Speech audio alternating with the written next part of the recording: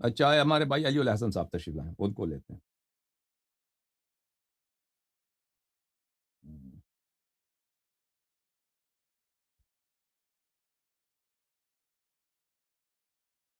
جی بسم اللہ، کیسے ہیں علی الحسن صاحب؟ السلام علیکم، خیریت سے ہیں؟ وعلیکم ورحمۃ اللہ وبرکاتہ۔ خدا آپ کو عزت سلامتی دیں، ٹھیک ٹھاک ہیں؟ بہت دبلے ہو گئے ہیں، کیا ہو گیا؟ کھانا نہیں ملتا گھر میں؟ نہیں ماشاء اللہ جی، کھا پی رہے ہیں۔ بہت دبلے ہو گئے آج، وزن بس کم کوئی کرو ہیئر بھائی۔ کٹنگ کرنا چاہیے، اس وجہ سے آپ کو محسوس ہو رہا اچھا وزن کم نہیں ہوا آپ کا؟ ہے۔ نہیں نہیں بالکل ٹھیک ہے۔ اچھا الحمدللہ، خیریت سے ہیں پھر؟ جی اللہ پاک کا بڑا ہی فضل، بہت شکر الحمدللہ سر۔ الحمدللہ، حکم کریں۔ اچھا سر جی، بس اس میں سر ایک اگر اجازت دیں تو ایک چھوٹی سی تجویز دینا چاہوں گا، جی جس میں آپ کا بھی فائدہ ہوگا، ویورز کا بھی فائدہ ہوگا، ہمارا بھی فائدہ ہے۔ جی کہ کوشش یہ کریں نا کہ آپ جو سوال کرتے ہیں کوئی شخص، اس کو فکس ٹائم دیں سر آپ۔ بس کیا کریں، یعنی کہ آپ کے ساتھ بھی یہی کریں گے نا؟ پھر آپ سب سے زیادہ ٹائم تو آپ لیتے ہیں۔ نہیں میرے ساتھ بھی نہیں، میں یہی نہیں کہہ رہا کہ سوال کتنے کرنے تھے، کیا نا میں یہ کہہ رہا ہوں کہ جو سوال ہے نا سر بندہ کر رہا ہے نا، اس کو کہیں جی آپ نے اتنے سیکنڈ میں یا اتنے منٹ میں سوال ختم کرنا ہے، اس کے بعد آپ اس کو میوٹ کر دیں تاکہ وہ آپ کو انٹرپٹ نہ کرے درمیان میں۔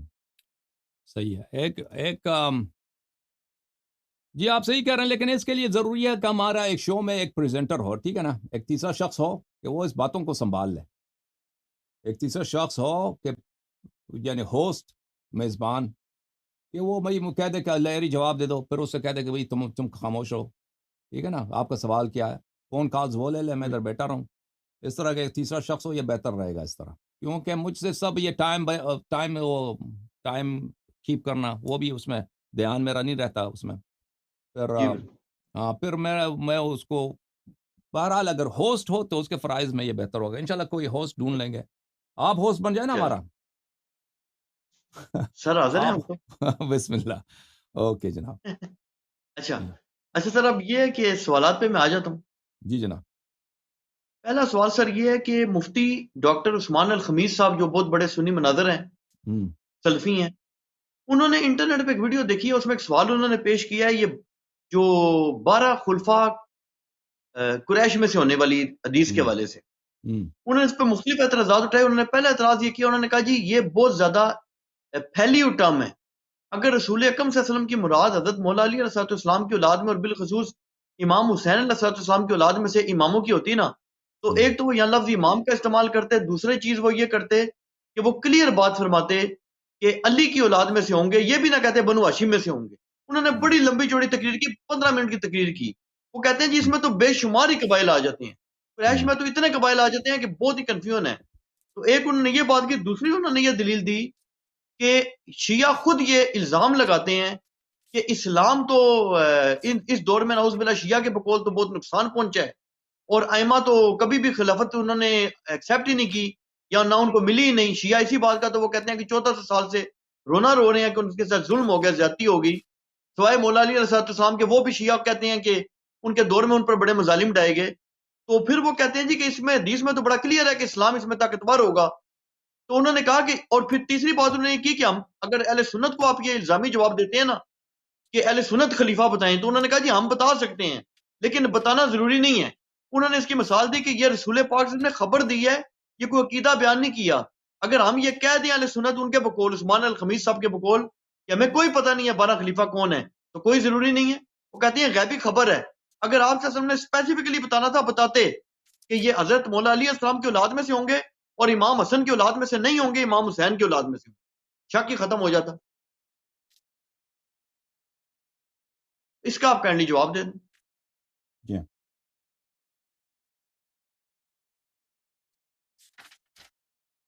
دیکھیں ہمارا جو ہے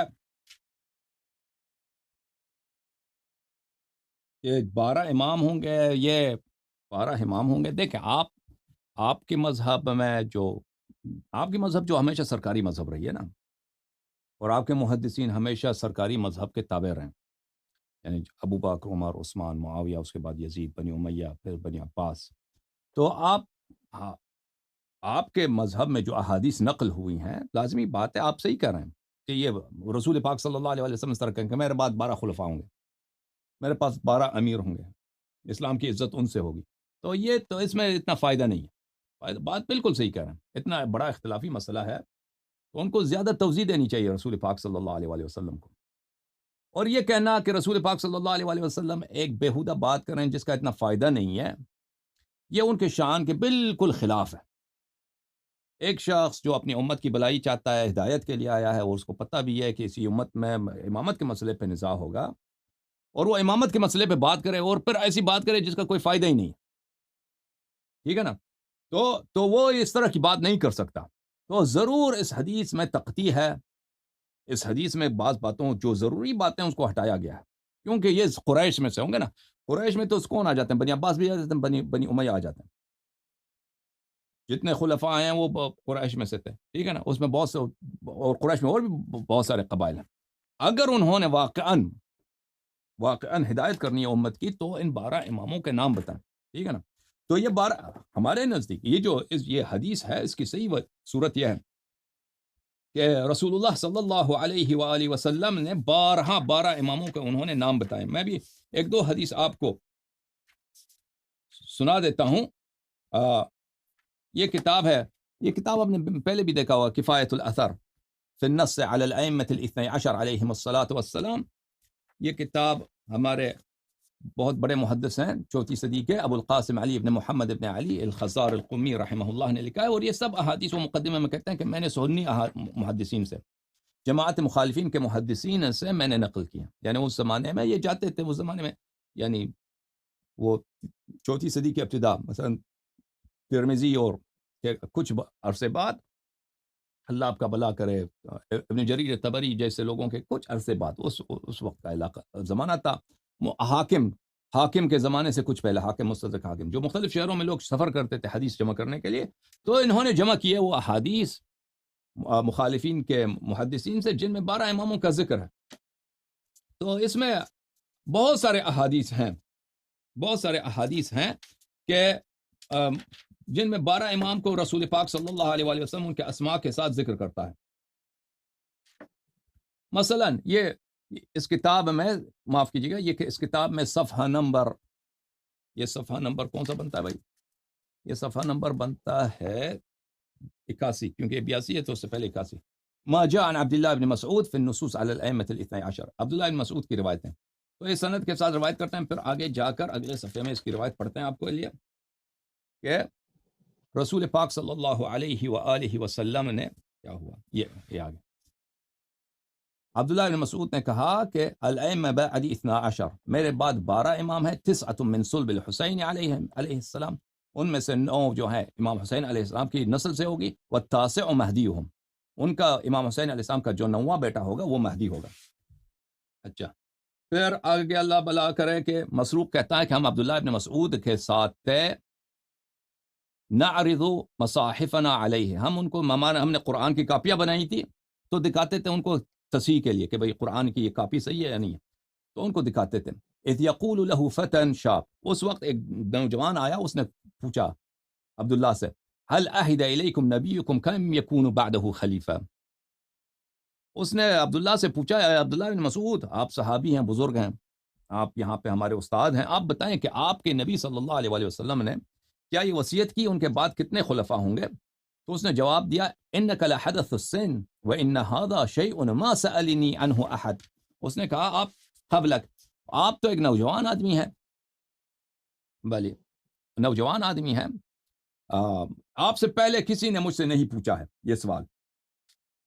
اس نے جواب دیا، نعم، نبی صلی اللہ علیہ وآلہ وسلم نے وصیت کی، عہد الینا انہ یکون من بعدہ 12 خلیفہ، اس کے بعد 12 خلیفہ ہوں گے، جانشین ہوں گے، بعدد نقباء بنی اسرائیل، نقباء بنی اسرائیل جو وبعثنا الیہ فیہم 12 نقیبہ، ان میں 12 نقیب ہم نے مبعوث کیے ہیں. اچھا، میں آپ کو مزید احادیث دکھاؤں جن میں رسول اللہ صلی اللہ علیہ وآلہ وسلم ان کے نام بتاتے ہیں. یہ حدیث ہے ابو سعید خدری سے. اگلا باب ہے ابو سعید خدری سے. ابو سعید خدری فرماتے ہیں کہ میں نے رسول اللہ صلی اللہ علیہ وآلہ وسلم سے سنا کہ یقول للحسین علیہ السلام، انہوں نے امام حسین علیہ السلام سے کہا، انت الامام، تم امام ہو، وابن الامام، ابن الامام، امام کا بیٹا بھی ہو وأخ الامام، اور امام کا بھائی بھی ہو، یعنی آپ کا باپ بھی بھائی، آپ کا خود بھی بھائی ہے، اور آپ کے بھائی بھی بھائی۔ 9 من صلبک ائمۃ ابرار، آپ کی نسل سے 9 ائمہ ابرار آئیں گے، والتاسع قائمہم، ان کا جو 9واں ہوگا ان کا قیام کرنے والا ہوگا۔ اچھا، اس کے علاوہ آپ کی خدمت میں عرض کریں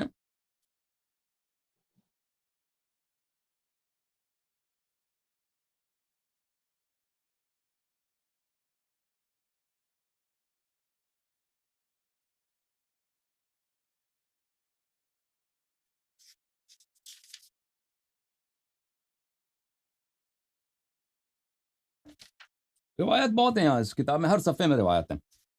فرض کریں یہ روایت ابو سعید خدری سے، ابو سعید خدری رضی اللہ تعالی عنہ سے بھلے روایت ہے، عامش عطیہ ابو سعید خدری سے، یقول الائمہ بعد 12، میرے بعد 12 امام ہوں گے، 9 من صلب الحسین، ان میں سے 9 امام حسین علیہ الصلوۃ والسلام کے صلب سے ہوگا، تاسعہم قائمہم، ان میں سے 9واں جو ہوگا ان کا قائم ہوگا۔ اچھا، میں ایک حدیث آپ کو عبداللہ ابن عباس کی دکھاؤں،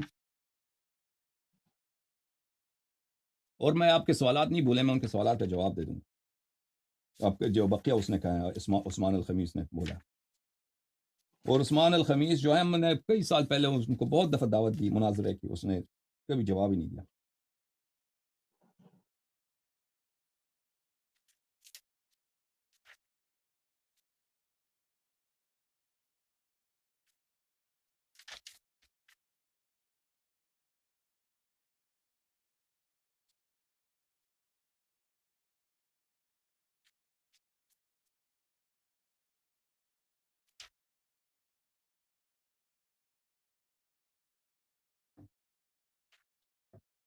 یہ وہ روایت دیکھیں۔ اچھا، یہ وائل ابن اسقر روایت کرتے ہیں جابر بن عبداللہ انصاری سے، دخل جندل ابن جناد الیہودی من خیبر، یہودیوں کا کوئی عالم آیا تھا خیبر سے رسول اللہ صلی اللہ علیہ وسلم کے پاس، فقال یا محمد اخبرنی عما لیس للہ، اس نے کچھ سوالات کیے تھے اللہ کے متعلق۔ اچھا، ان کو نہیں پڑھتے کیونکہ اس میں وقت لگ جائے گا۔ اس کے بعد اس جندل نے کہا یا رسول اللہ انی رأیت البارحہ فی النوم موسیٰ بن عمران، اس یہودی عالم نے کہا کہ میں نے کل رات کو موسیٰ بن عمران کو خواب میں دیکھا، فقال لی یا جندل اسلم علی ید محمد صلی اللہ علیہ وسلم، موسیٰ بن عمران نے مجھے کہا تھا خواب میں حضرت موسیٰ علیہ السلام نے کہ جاؤ ادھر مدینے جاؤ اور حضرت نبی کریم صلی اللہ علیہ وسلم کے ہاتھ پہ مسلمان ہو جاؤ، اور واستمسک بالاوصیاء من بعدہ، اور اس کے بعد ان کے اوصیاء کی پیروی کرو۔ اچھا، تو میں مسلمان تو ہو گیا کیونکہ وہ شہادت اس نے پڑھ لیا تھا، اس نے اسی جملے سے پہلے اس نے شہادت پڑھی تھی، فقد اسلمت ورزقنی ذلك فاخبرنی بالاوصیاء بعدک لاتمسک بهم، تو میں تو مسلمان تو ہو گیا، آپ کے ہاتھ پہ میں نے شہادتین پڑھی، اب مجھے بتائیں آپ کے اوصیاء کون ہیں، کہ میں موسیٰ بن عمران علیہ السلام نے خواب میں مجھے کہا کہ ان کی میں اتباع کروں۔ تو رسول اللہ صلی اللہ علیہ وسلم نے فرمایا یا جندل اوصیاء من بعدی بعدد نقباء بنی اسرائیل، میرے اوصیاء میرے بعد 12 ہوں گے، جیسے کہ نقباء بنی اسرائیل 12 تھے، کانوا 12 وہ 12 تھے۔ اچھا، فقال یا رسول اللہ کلہم فی زمان واحد، یا رسول اللہ وہ سب ایک زمانے میں ہوں گے؟ فرمایا نہیں، لا ولکنہم خلف بعد خلف، فرمایا کہ نہیں، ایک دوسرے کے بعد آئیں گے، ایک نسل دوسرے کے بعد۔ فإنک لن تدرک منہم الا 3، تم ان میں سے صرف 3 کی ملاقات کرو گے۔ قال فسمہم لی یا رسول اللہ، ان کے نام مجھے بتاؤ۔ تو رسول اللہ صلی اللہ علیہ وسلم نے فرمایا انک ستدرک سید الاوصیاء، تو دیکھے گا ملاقات کرے گا سید اوصیاء سے، ووارث الانبیاء وابا الائمہ، اور ائمہ طاہرین علیہ السلام کے والد علی بن ابی طالب علیہ السلام بعدی، ثم ابنہ الحسن، اس کے بعد اس کے بیٹے حسن، ثم الحسین، فاستمسک بہم من بعدی صلوات اللہ علیہم، ان میرے بعد ان کی اتباع کرنا، ولا یغرنک جہل الجاہلین، اور جاہلوں کی جہالت، گمراہوں کی گمراہی تجھے گمراہ نہ کرے۔ فإذا كانت وقت ولادت ابن علی بن الحسین سید العابدین یقضی اللہ علیک، جب ان کے بیٹے کی ولادت آئے گا، امام زین العابدین علیہ السلام کی ولادت، تو تم دنیا سے چلے جاؤ گے، مر جاؤ گے۔ وَيَكُونُ آخِرُ ذَلِكَ مِنَ الدُّنْيَا شَرْبَةٌ مِّن لَبَنٍ تَشْرَبُهُ، اور تیرا آخری جو شربت ہوگا دنیا سے جو پیو گے وہ دودھ ہوگا، یا لبن اس کو بھی بولتے ہیں، لسی کو بھی بولتے ہیں۔ تو اس نے کہا کہ یا رسول اللہ هَكَذَا وَجَدْتُ فِي التَّوْرَاةِ ایلیا یقتو شبرا و شبیرا فلم اعرف اسامیہم، اس نے کہا کہ اسی طرح ان کے نام تورات میں بھی تھا، الیا، یقتو، شبر، شبیر، لیکن میں ان کے اسامی کو نہیں جانتا تھا۔ فکم بعد الحسین من الاوصیاء وما اسامیہم، حسین کے بعد علیہ السلام کے بعد کتنے اوصیاء ہوں گے، ان کے نام کیا ہیں؟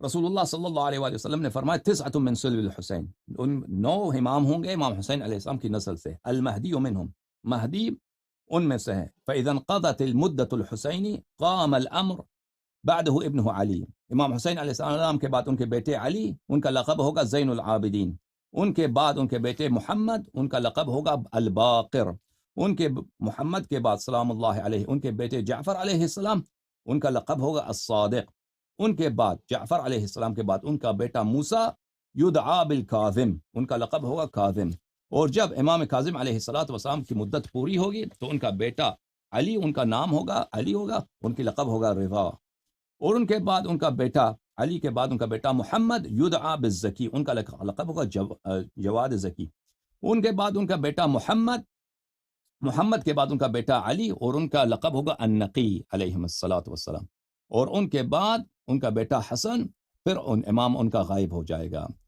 پوچھا کہ وہ یا رسول اللہ هو الحسن یغیب عنہم، اس یہودی نے پوچھا کہ کیا وہ امام حسن علیہ السلام ہوں گے جو غائب ہوں گے؟ فرمایا کہ نہیں، لیکن ان کا بیٹا غائب ہوگا، پھر وہ بقیہ مزید ہے۔ بہرحال اس طرح کے احادیث بہت ہیں۔ تو یہ وہ جو عثمان الخمیس نے کہا ہے بالکل صحیح کہا اس نے، کہ یہ رسول پاک صلی اللہ علیہ وسلم کا شیوا نہیں ہے، کہ وہ ایک غیر مفید بات، ایک مبہم بات کہ میرے بعد 12 خلفاء ہوں گے قریش سے ہوں گے، ٹھیک ہے نا، یہ تو بتائے تو اس کا کیا فائدہ؟ قریش سے تو بہت سارے لوگ ہیں، قریش تو بہت سارے قبائل ہیں، اور یہ اختلافی مسئلہ ہی ہے، سارا قتال جو ہوا ہے، تنازع ہوا ہے، وہ قریش کے آپس میں ہوا ہے، ابو بکر بھی قریش کا، عمر بھی قریش کا، عثمان بھی قریش کا، اہل بیت علیہ السلام بھی قریش کا، معاویہ بھی قریش کا، بنی عباس، بنی امیہ سب قریش کا، تو ان کی بات بالکل صحیح ہے،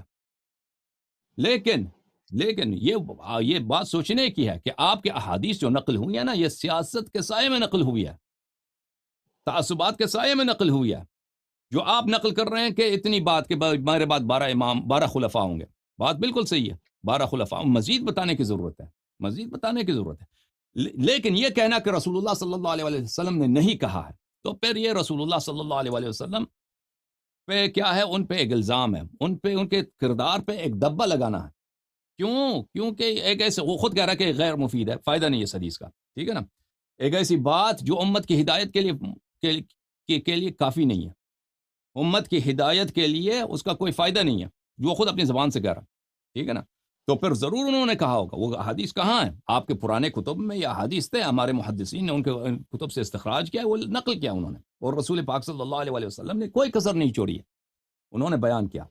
اب ان کا یہ کہنا کہ ہم 12 کو دکھا سکتے ہیں لیکن اس کا کوئی فائدہ نہیں ہے نا، تو یہ نہیں دکھا سکتے 12 کو، یہ 12 کو نہیں دکھا سکتے، وہ 12 خلفاء کون ہیں، 12 خلفاء کون ہیں، کیونکہ یہ کسی پہ منطبق نہیں آتا، پورے عالم اسلام میں جتنے مذاہب ہیں، جتنے فرقے ہیں، ان کے پاس 12 نہیں ہیں، یا تو 12 سے کم ہیں یا 12 سے زیادہ ہیں، ٹھیک ہے نا، اگر آپ صرف پہلے 4 خلفاء کو لے لیں جن کو آپ خلفاء راشدین کہتے ہیں، وہ تو 4 ہیں، اگر ان سے بڑھ جائیں، ان سے آگے آ جائیں تو خلفاء تو بہت ہیں، خلفاء بہت زیادہ ہیں، اس عدد سے بہت زیادہ ہیں، تو یہ کسی پہ بھی نہیں اترتا، شیعوں کے لیے صرف اتنا، یہ حدیث یہ اتنا حجت ہے کہ یہ رقم جو ہے، یہ عدد، یہ نمبر جو ہے 12 کا، یہ کسی اور مذہب کے پاس نہیں ہے، یہ صرف ہمارے مذہب جو اثنا عشری شیعہ ہمارے پاس ہے، ٹھیک ہے نا، اور ہمارے پاس احادیث بھی بہت زیادہ ہے، بلکہ تورات میں بھی ایک ہے نا، حضرت اسماعیل علیہ السلام، ابھی موجودہ جو تورات ہے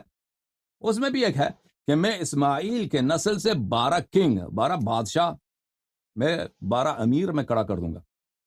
اچھا، اب ان کا جو دوسرا سوال ہے کہ اس حدیث میں تو یہ ہے کہ اسلام کی عزت ان سے ہوگی، ٹھیک ہے نا، لیکن ان کو کوئی حکومت نہیں ملی۔ دیکھیں، جو ہم حقیقت میں اگر ہم دیکھیں نا، ہمارے نزدیک جو حکومت خلفاء کی تھی وہ اسلام کی عزت کے لیے نہیں تھی، وہ دنیائی حکومتیں تھیں، انہوں نے اپنے دور میں جو فتوحات کیے ہیں وہ ان سے انہوں نے بدعتیں بڑھا دی ہیں اور ان سے لوگوں کو گمراہ کیا ہے۔ اگر یہ واقعاً امیر المؤمنین علیہ السلام کے ہاتھ میں ہوتا تو ہمیں شک نہیں ہے کہ پوری دنیا کو امیر المؤمنین علیہ السلام، امام حسن، امام حسین علیہ السلام پوری دنیا کو اسلام کے جھنڈے کے نیچے لے کے آتے، اور کوئی فرقے نہ ہوتے، اور کوئی بدعت دین میں نہیں ہوتی، اور کوئی جہل دین میں نہیں ہوتا، اور کوئی گمراہی نہیں ہوتی. قرآن، حدیث، سنت، شریعت، سب کچھ واضح ہوتا، فرقے نہ ہوتے، گمراہی نہیں ہوتے. تو اسلام کی عزت بالکل اہل بیت الطاہرین علیہم الصلاۃ والسلام میں سے ہے. اور یہ جو کہہ رہے ہیں نا کہ اسلام کی عزت تو خلفاء سے ہے، جو ظاہری خلفاء ہیں، نہیں، ہم یہ اس بات کو نہیں مانتے. ظاہری خلفاء ان کی بادشاہت تھی، انہوں نے فتوحات کیے ہیں، لیکن اس سے اسلام کی عزت نہیں ہوئی.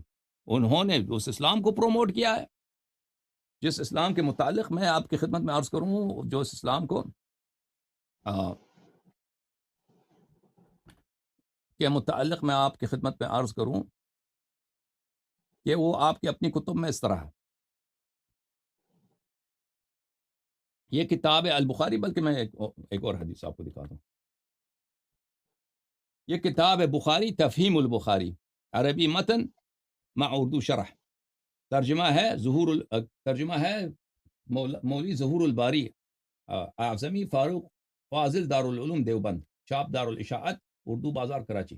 یہاں پہ ملاحظہ فرمائیے صفحہ نمبر 329 اس حدیث کو. اچھا، اس حدیث میں کیا ہے؟ ام درداء کہتی ہیں تقول دخل علی ابو الدرداء وهو مغضب فقلت ما اغضبك قال والله ما اعرف من امر امه محمد صلی اللہ علیہ وآلہ وسلم شيئا الا انهم يصلون جميعا. ام درداء کہتی ہیں آپ نے فرمایا کہ ایک دفعہ ابو درداء آئے، بڑے غضبناک ہو رہے تھے. میں نے پوچھا کہ کیا بات ہوئی؟ فرمایا محمد صلی اللہ علیہ وآلہ وسلم کی شریعت کی کوئی بات اب نہیں پاتا سوا اس کے کہ جماعت کے ساتھ نماز یہ پڑھتے ہیں. یعنی سب احکام شریعت ان لوگوں نے چینج کر دیا. یہ کتاب ہے صحیح بخاری، ترجمہ علامہ وحید الزمان صاحب کا، نعمانی کتاب خانہ میں چھپی ہے کتاب، ملاحظہ فرمائی اسی حدیث کا ترجمہ. ابو درداء، ام درداء کہتی ہیں ابو درداء میرے پاس آئے، وہ غصے میں تھے. میں نے پوچھا کیوں غصے میں ہو؟ انہوں نے کہا خدا کی قسم میں دیکھتا ہوں آن حضرت صلی اللہ علیہ وآلہ وسلم کے وقت کا کوئی کام باقی نہیں رہا، بس یہ رہ گیا کہ وہ لوگ مل کر نماز پڑھ رہے ہیں. ٹھیک ہے نا، سب کچھ چینج کر دیا.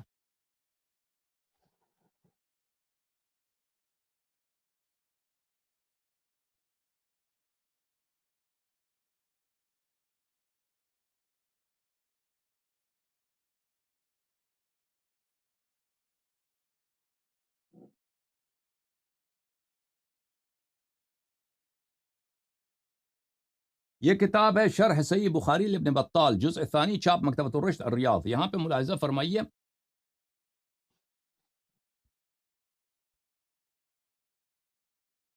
یہ صفحہ نمبر 297 میں ما اعرف من امت محمد شیئا، ما اعرف من محمد شیئا يريد من شریعت محمد شیئا لم يتغیر عما كان علیہ الا الصلاة في الجماعة صلی اللہ علیہ وآلہ وسلم. میں امت محمد صلی اللہ علیہ وآلہ وسلم کی کوئی بات کو نہیں مانتا. اس کا مراد کیا ہے؟ یعنی شریعت محمد صلی اللہ علیہ وآلہ وسلم کی کوئی ایسی بات کو نہیں جانتا جس کو انہوں نے چینج نہ کیا ہو، مگر یہ کہ بس نماز جماعت رہ گئی ہے. یہ کتاب ہے، معاف کیجیے ابن بطال کی تو دکھا چکے ہیں، فتح الباری ابن حجر کی، چاپ دار المعرفہ. یہاں پر وہ حدیث ہے صفحہ نمبر 127 میں، وہی ابو درداء والی حدیث. ٹھیک ہے نا. اس کی شرح میں صفحہ نمبر 138 میں وہ فرماتے ہیں مراد ابی الدرداء ان اعمال المذکورین حصل فی جمیعها النقص والتغییر الا التجمیع فی الصلاة، کہ اعمال میں، امت کے اعمال میں سب چینج ہو گیا، یا نقص اور تغییر، یا چینج ہو گیا یا اس میں کمی کر دیا. ٹھیک ہے نا، دوسرے اجزاء اضافہ ہوا ہے، الا یہ کہ بس نماز جماعت رہ گئی. تو ٹھیک ہے نا، خلفاء نے جو کیا ہے وہ اسلام چینج کر کے ہمیں دیا، اسلام چینج کر کے دیا. ٹھیک ہے نا، اس سے اسلام کی عزت نہیں ہے، اس نے اسلام سے سب سے بڑی خداری ہے. اور اس طرح کے آپ کے کتب میں بہت ہے بھائی، میں مزید آپ کو دکھاؤں، بلکہ یہ کافی ہے. جی جناب، مزید کوئی حکم؟ تو علامہ صاحب یہ پھر جو 12 جو ائمہ ہیں ان کو تو خلافت نہیں ملی، ان کو پھر آپ کا کیا عقیدہ ہے؟ وہ جو رجت والا عقیدہ آپ اس کو سمجھتے ہیں یہ ہوگا؟ خلافت سے مراد کیا ہے؟ خلافت سے مراد ایک دفعہ حکومت لیتے ہیں. خلافت کے لفظی معنی حکومت تو نہیں ہے. خلافت کا مطلب ہے جانشینی، خلافت کا مطلب ہے سکسیسرشپ، جانشین. آپ جو ہے نا استاد اگر کمرے سے چلا جائے ایک شاگرد کو اپنا جانشین بنا دے تو اس کا خلیفہ ہے. حضرت موسیٰ علیہ الصلوۃ والسلام جب پہاڑی پہ گئے تھے، کوئی طور پہ گئے تھے، ان کے پاس حکومت نہیں تھی، وہ کوئی حاکم نہیں تھے اس زمانے کے، وہ نبی تھے، کوئی فوج، کچھ خزانہ، کچھ بھی نہیں تھا. انہوں نے اپنے بھائی حضرت ہارون علیہ السلام سے کہا اخلفنی فی قومی، تو میرا جانشین بن اس بنی اسرائیل میرے قوم میں، ٹھیک ہے نا. تو خلافت کا مطلب ہے جانشینی. اس نبی صلی اللہ علیہ وسلم کے 12 جانشین ہیں، 12 جانشین. اب خلافت سے مراد ہم لیتے ہیں، کیا لیتے ہیں موجودہ دور میں اصطلاحاً، کیا لیتے ہیں؟ حکومت. کہتے ہیں بنی عباس کے خلفاء، بنی امیہ کے خلفاء، ٹھیک ہے نا، معاویہ خلیفہ بن گئے. تو کیونکہ یہ حکومت اس لیے سنبھالتے تھے کہ بھی ہم خلیفہ رسول ہیں، جانشین رسول صلی اللہ علیہ وسلم ہیں. تو حکومت کو یہ خلافت کہتے تھے اس بنا پر کہ یہ خلیفہ جو ہے اس کی ادعا یہ ہے کہ میں جانشین ہوں پیغمبر صلی اللہ علیہ وسلم پر، اس کی سیٹ پہ بیٹھا ہوں، جیسے وہ مسلمانوں کے لیڈر تھے میں اسی طرح مسلمانوں کا لیڈرشپ کروں گا. تو یہ خلافت کے معنی وہ نہیں ہے حکومت کے. اگر امام علیہ الصلوۃ والسلام کو حکومت نہیں ملتا تو خلافت کا مطلب کبھی بھی نہ لغوی نہ شرعی حکومت رہا ہے. اگر ان کو حکومت نہیں ملا، بالکل مانتے ہیں اس معنوں میں، اگر خلافت کا ڈیفینیشن یہ حکومت نہیں ملا، لیکن وہ ایک شخص اگر نبی صلی اللہ علیہ وسلم کا وارث ہے، اس کا جانشین ہے، چاہے اس کو حکومت ملے یا نہ ملے، وہ خلیفہ ہے. اس کی خلافت پہ، اس کی جانشینی پہ کوئی اثر نہیں پڑتا، ٹھیک ہے نا. اگر وہ عثمان الخمیس کہتا ہے کہ ان کو خلافت نہیں ملی ہے، تو کون سی خلافت نہیں ملی ان کو حکومت نہیں ملی، بالکل بات صحیح ہے، لیکن حکومت اور خلافت ایک چیز نہیں ہے. یہ لوگوں کے ذہنوں میں، عوام کے ذہنوں میں خلافت حکومت ایک چیز ہے. لغوی لحاظ سے، شرعی لحاظ سے ان دونوں میں کوئی تلازم ہی نہیں ہے. جی جناب، مزید حکم علی اللہ صاحب. نہیں، وہ اسلام کو یہ پاور کیسے دیں گے جب ان پہ تو خود مظالم ہو رہے ہیں، شیعہ مان رہے ہیں کہ ان پہ مظالم ہو رہے ہیں. یہ اسلام کو کیا پاور دے سکتے ہیں؟ یہ امت کو کیا پاور دے سکتے ہیں؟ امام مہدی تو دیں گے. تو نص پڑھے نا، وہ نص پڑھیں کہ مثلا یہ خلفاء جو ہیں یہ امت کو پاور دیں گے، امت کو فوج لے کے دیں گے. یہ کوئی اس طرح کوئی نص تو نہیں ہے نا. حدیث ہے ما زال امر الدین ماضیا، اس دین کا کام چلتا رہے گا جب تک یہ 12 امام ہیں، اس طرح جب تک 12 خلفاء ہیں. اس طرح الفاظ ہیں. ولی لا یزال الاسلام عزیزا، اسلام صاحب عزت رہے گا، ٹھیک ہے نا. اس طرح کے الفاظ ہیں. اگر کوئی سی حدیث میں یہ ہے کہ یہ 12 خلفاء جو ہیں مسلمانوں کو فوج لے کے دیں گے، پاور لے کے دیں گے، جیسے آپ کہہ رہے ہیں، یہ کوئی نص نہیں ہے، یا ایسے کسی کے الفاظ ہیں، ٹھیک ہے نا. اگر اس طرح کا کوئی الفاظ بھی ہوں تو جس طرح ان لوگوں نے تقطیع کیا اس روایت کو، بالکل بے فائدہ بنا دیا. امامت کے مسئلے پر، امارت خلافت کے مسئلے پر ایک حدیث کہ 12 امام ہوں گے، بھائی نام بتا دیں، وہ نسب بتا دیں، کوئی کہ اختلاف نہ رہے نا. وہ تو سب مٹا دیا، یہ بے فائدہ کر دیا. تو جو اس طرح بے فائدہ کر سکتا ہے وہ آگے پیچھے سے وہ بھی ٹویک کر سکتا ہے، اس کو چینج کر سکتا ہے، ٹھیک ہے نا. اور یہ بہت واضح دلیل ہے، یعنی 12 کے عدد کا خلفاء، 12 کے عدد کے رہنما کسی فرقے میں نہیں ہے. آپ مجھے دکھائیں، نہ گنتی کر کے دکھاؤ. اسماعیل الخمیس کہتا ہم دکھا سکتے ہیں لیکن دکھاتے نہیں، فائدہ نہیں ہے. یہ 12 کا عدد کسی کے پاس نہیں ہے، یا اس سے کم ہوگا یا اس سے زیادہ ہوگا.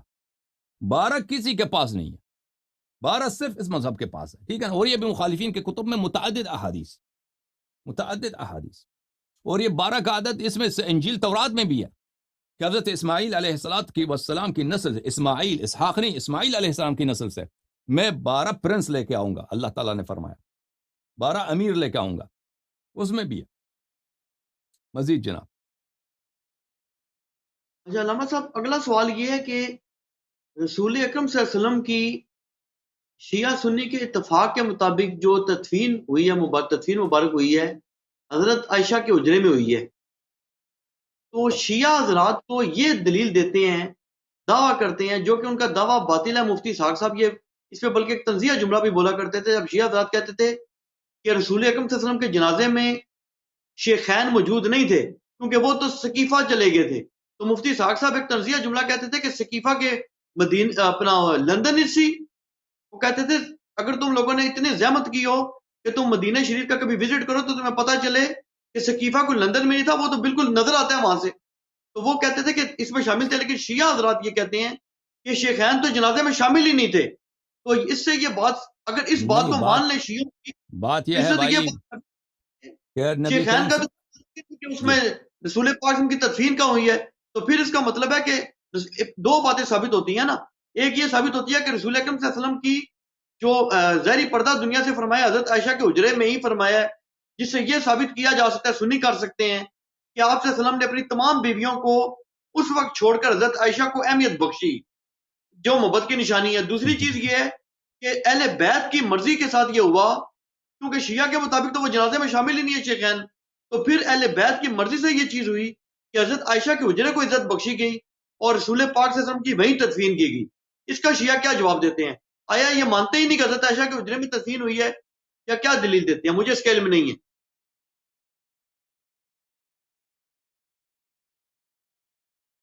دیکھیں میرے بھائی، پہلی بات یہ ہے کہ یہ سب حجرات نہ عائشہ کی تھی، نہ حفصہ کی تھی، نہ سودا کی تھی، نہ زینب بنت جحش، کسی کی نہیں تھی. یہ سب حجرات جو تھے نبی کریم صلی اللہ علیہ وسلم کی اپنی ملکیت، ٹھیک ہے نا.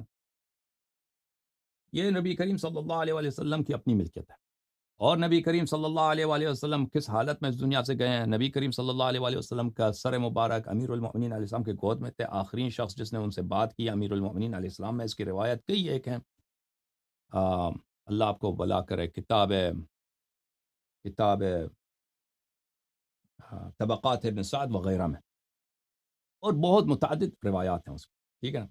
جہاں تک عائشہ کا تعلق ہے، دیکھیں کہ آپ کہتے ہیں کہ نبی کریم صلی اللہ علیہ وسلم نے ان کو ترجیح دی ہے، وہ عائشہ کی اپنی روایت ہے، تم لوگوں کی روایت، وہ ہمارے لیے حجت نہیں ہے.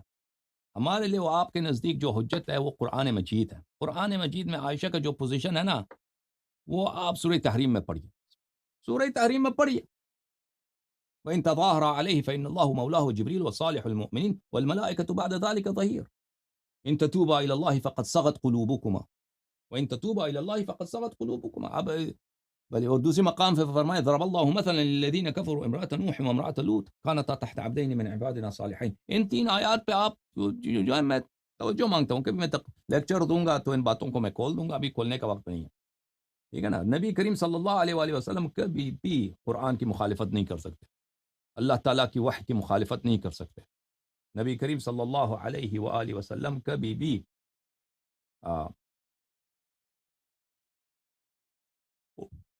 اللہ تعالیٰ کی مخالفت نہیں کر سکتے. ان کا پوزیشن وہی ہے جو قرآن کی پوزیشن ہے، جو سورہ تحریم کی پوزیشن، ٹھیک ہے نا. یہ آپ سورہ تحریم کے ساتھ کسی طرح یہ کافی ہے شیعہ اور مخالفین کے درمیان سب اختلافات ختم کرنے کے لیے سورہ تحریم کافی ہے. کیونکہ اللہ تعالیٰ نے سورہ تحریم میں عائشہ اور حفصہ کے متعلق جن الفاظ کا استعمال کیا ہے وہ کوئی رافضی سے رافضی شخص کبھی استعمال نہیں کرتا، ٹھیک ہے نا. وہ کبھی آپ سوچ کے دیکھیں، آپ پڑھیں، میں دعوت دیتا ہوں سورہ تحریم کو پڑھیے اور اپنے مفسرین کے اقوال کو دیکھیے، اور کبھی میں اس بات کو کھول دوں گا، ٹھیک ہے نا. اب جہاں تک سقیفے کا تعلق ہے، دیکھیں نبی کریم صلی اللہ علیہ وسلم کا جنازہ پڑا ہے اور یہ لوگ سقیفے کو جاتے ہیں، ٹھیک ہے نا. مولوی صاحب اس بات کا کیوں جواب نہیں دیتے کہ نبی کریم صلی اللہ علیہ وسلم کا جنازہ پڑا ہے اور یہ سقیفہ جاتے ہیں؟ کیوں سقیفہ جاتے ہو؟ کہتے ہیں امامت کا امر اہم ہے.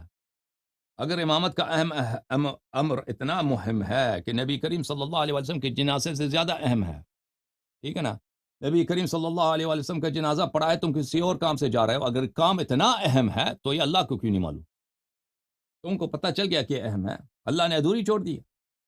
تو نبی صلی اللہ علیہ وسلم کو نہیں معلوم؟ ان کو نہیں معلوم، ان کو تو پتہ تھا کہ میں دنیا سے جانے والا ہوں، خبر بھی دی ہے کہ میں دنیا سے جانے والا ہوں. اتنا اہم بات کہ جنازہ ادھر پڑا ہے، تم کسی اور کام سے جا رہے ہو. تم تو کہہ رہے تھے کہ ہم بڑے یار ہیں، ہم تو بڑے وفادار ہیں.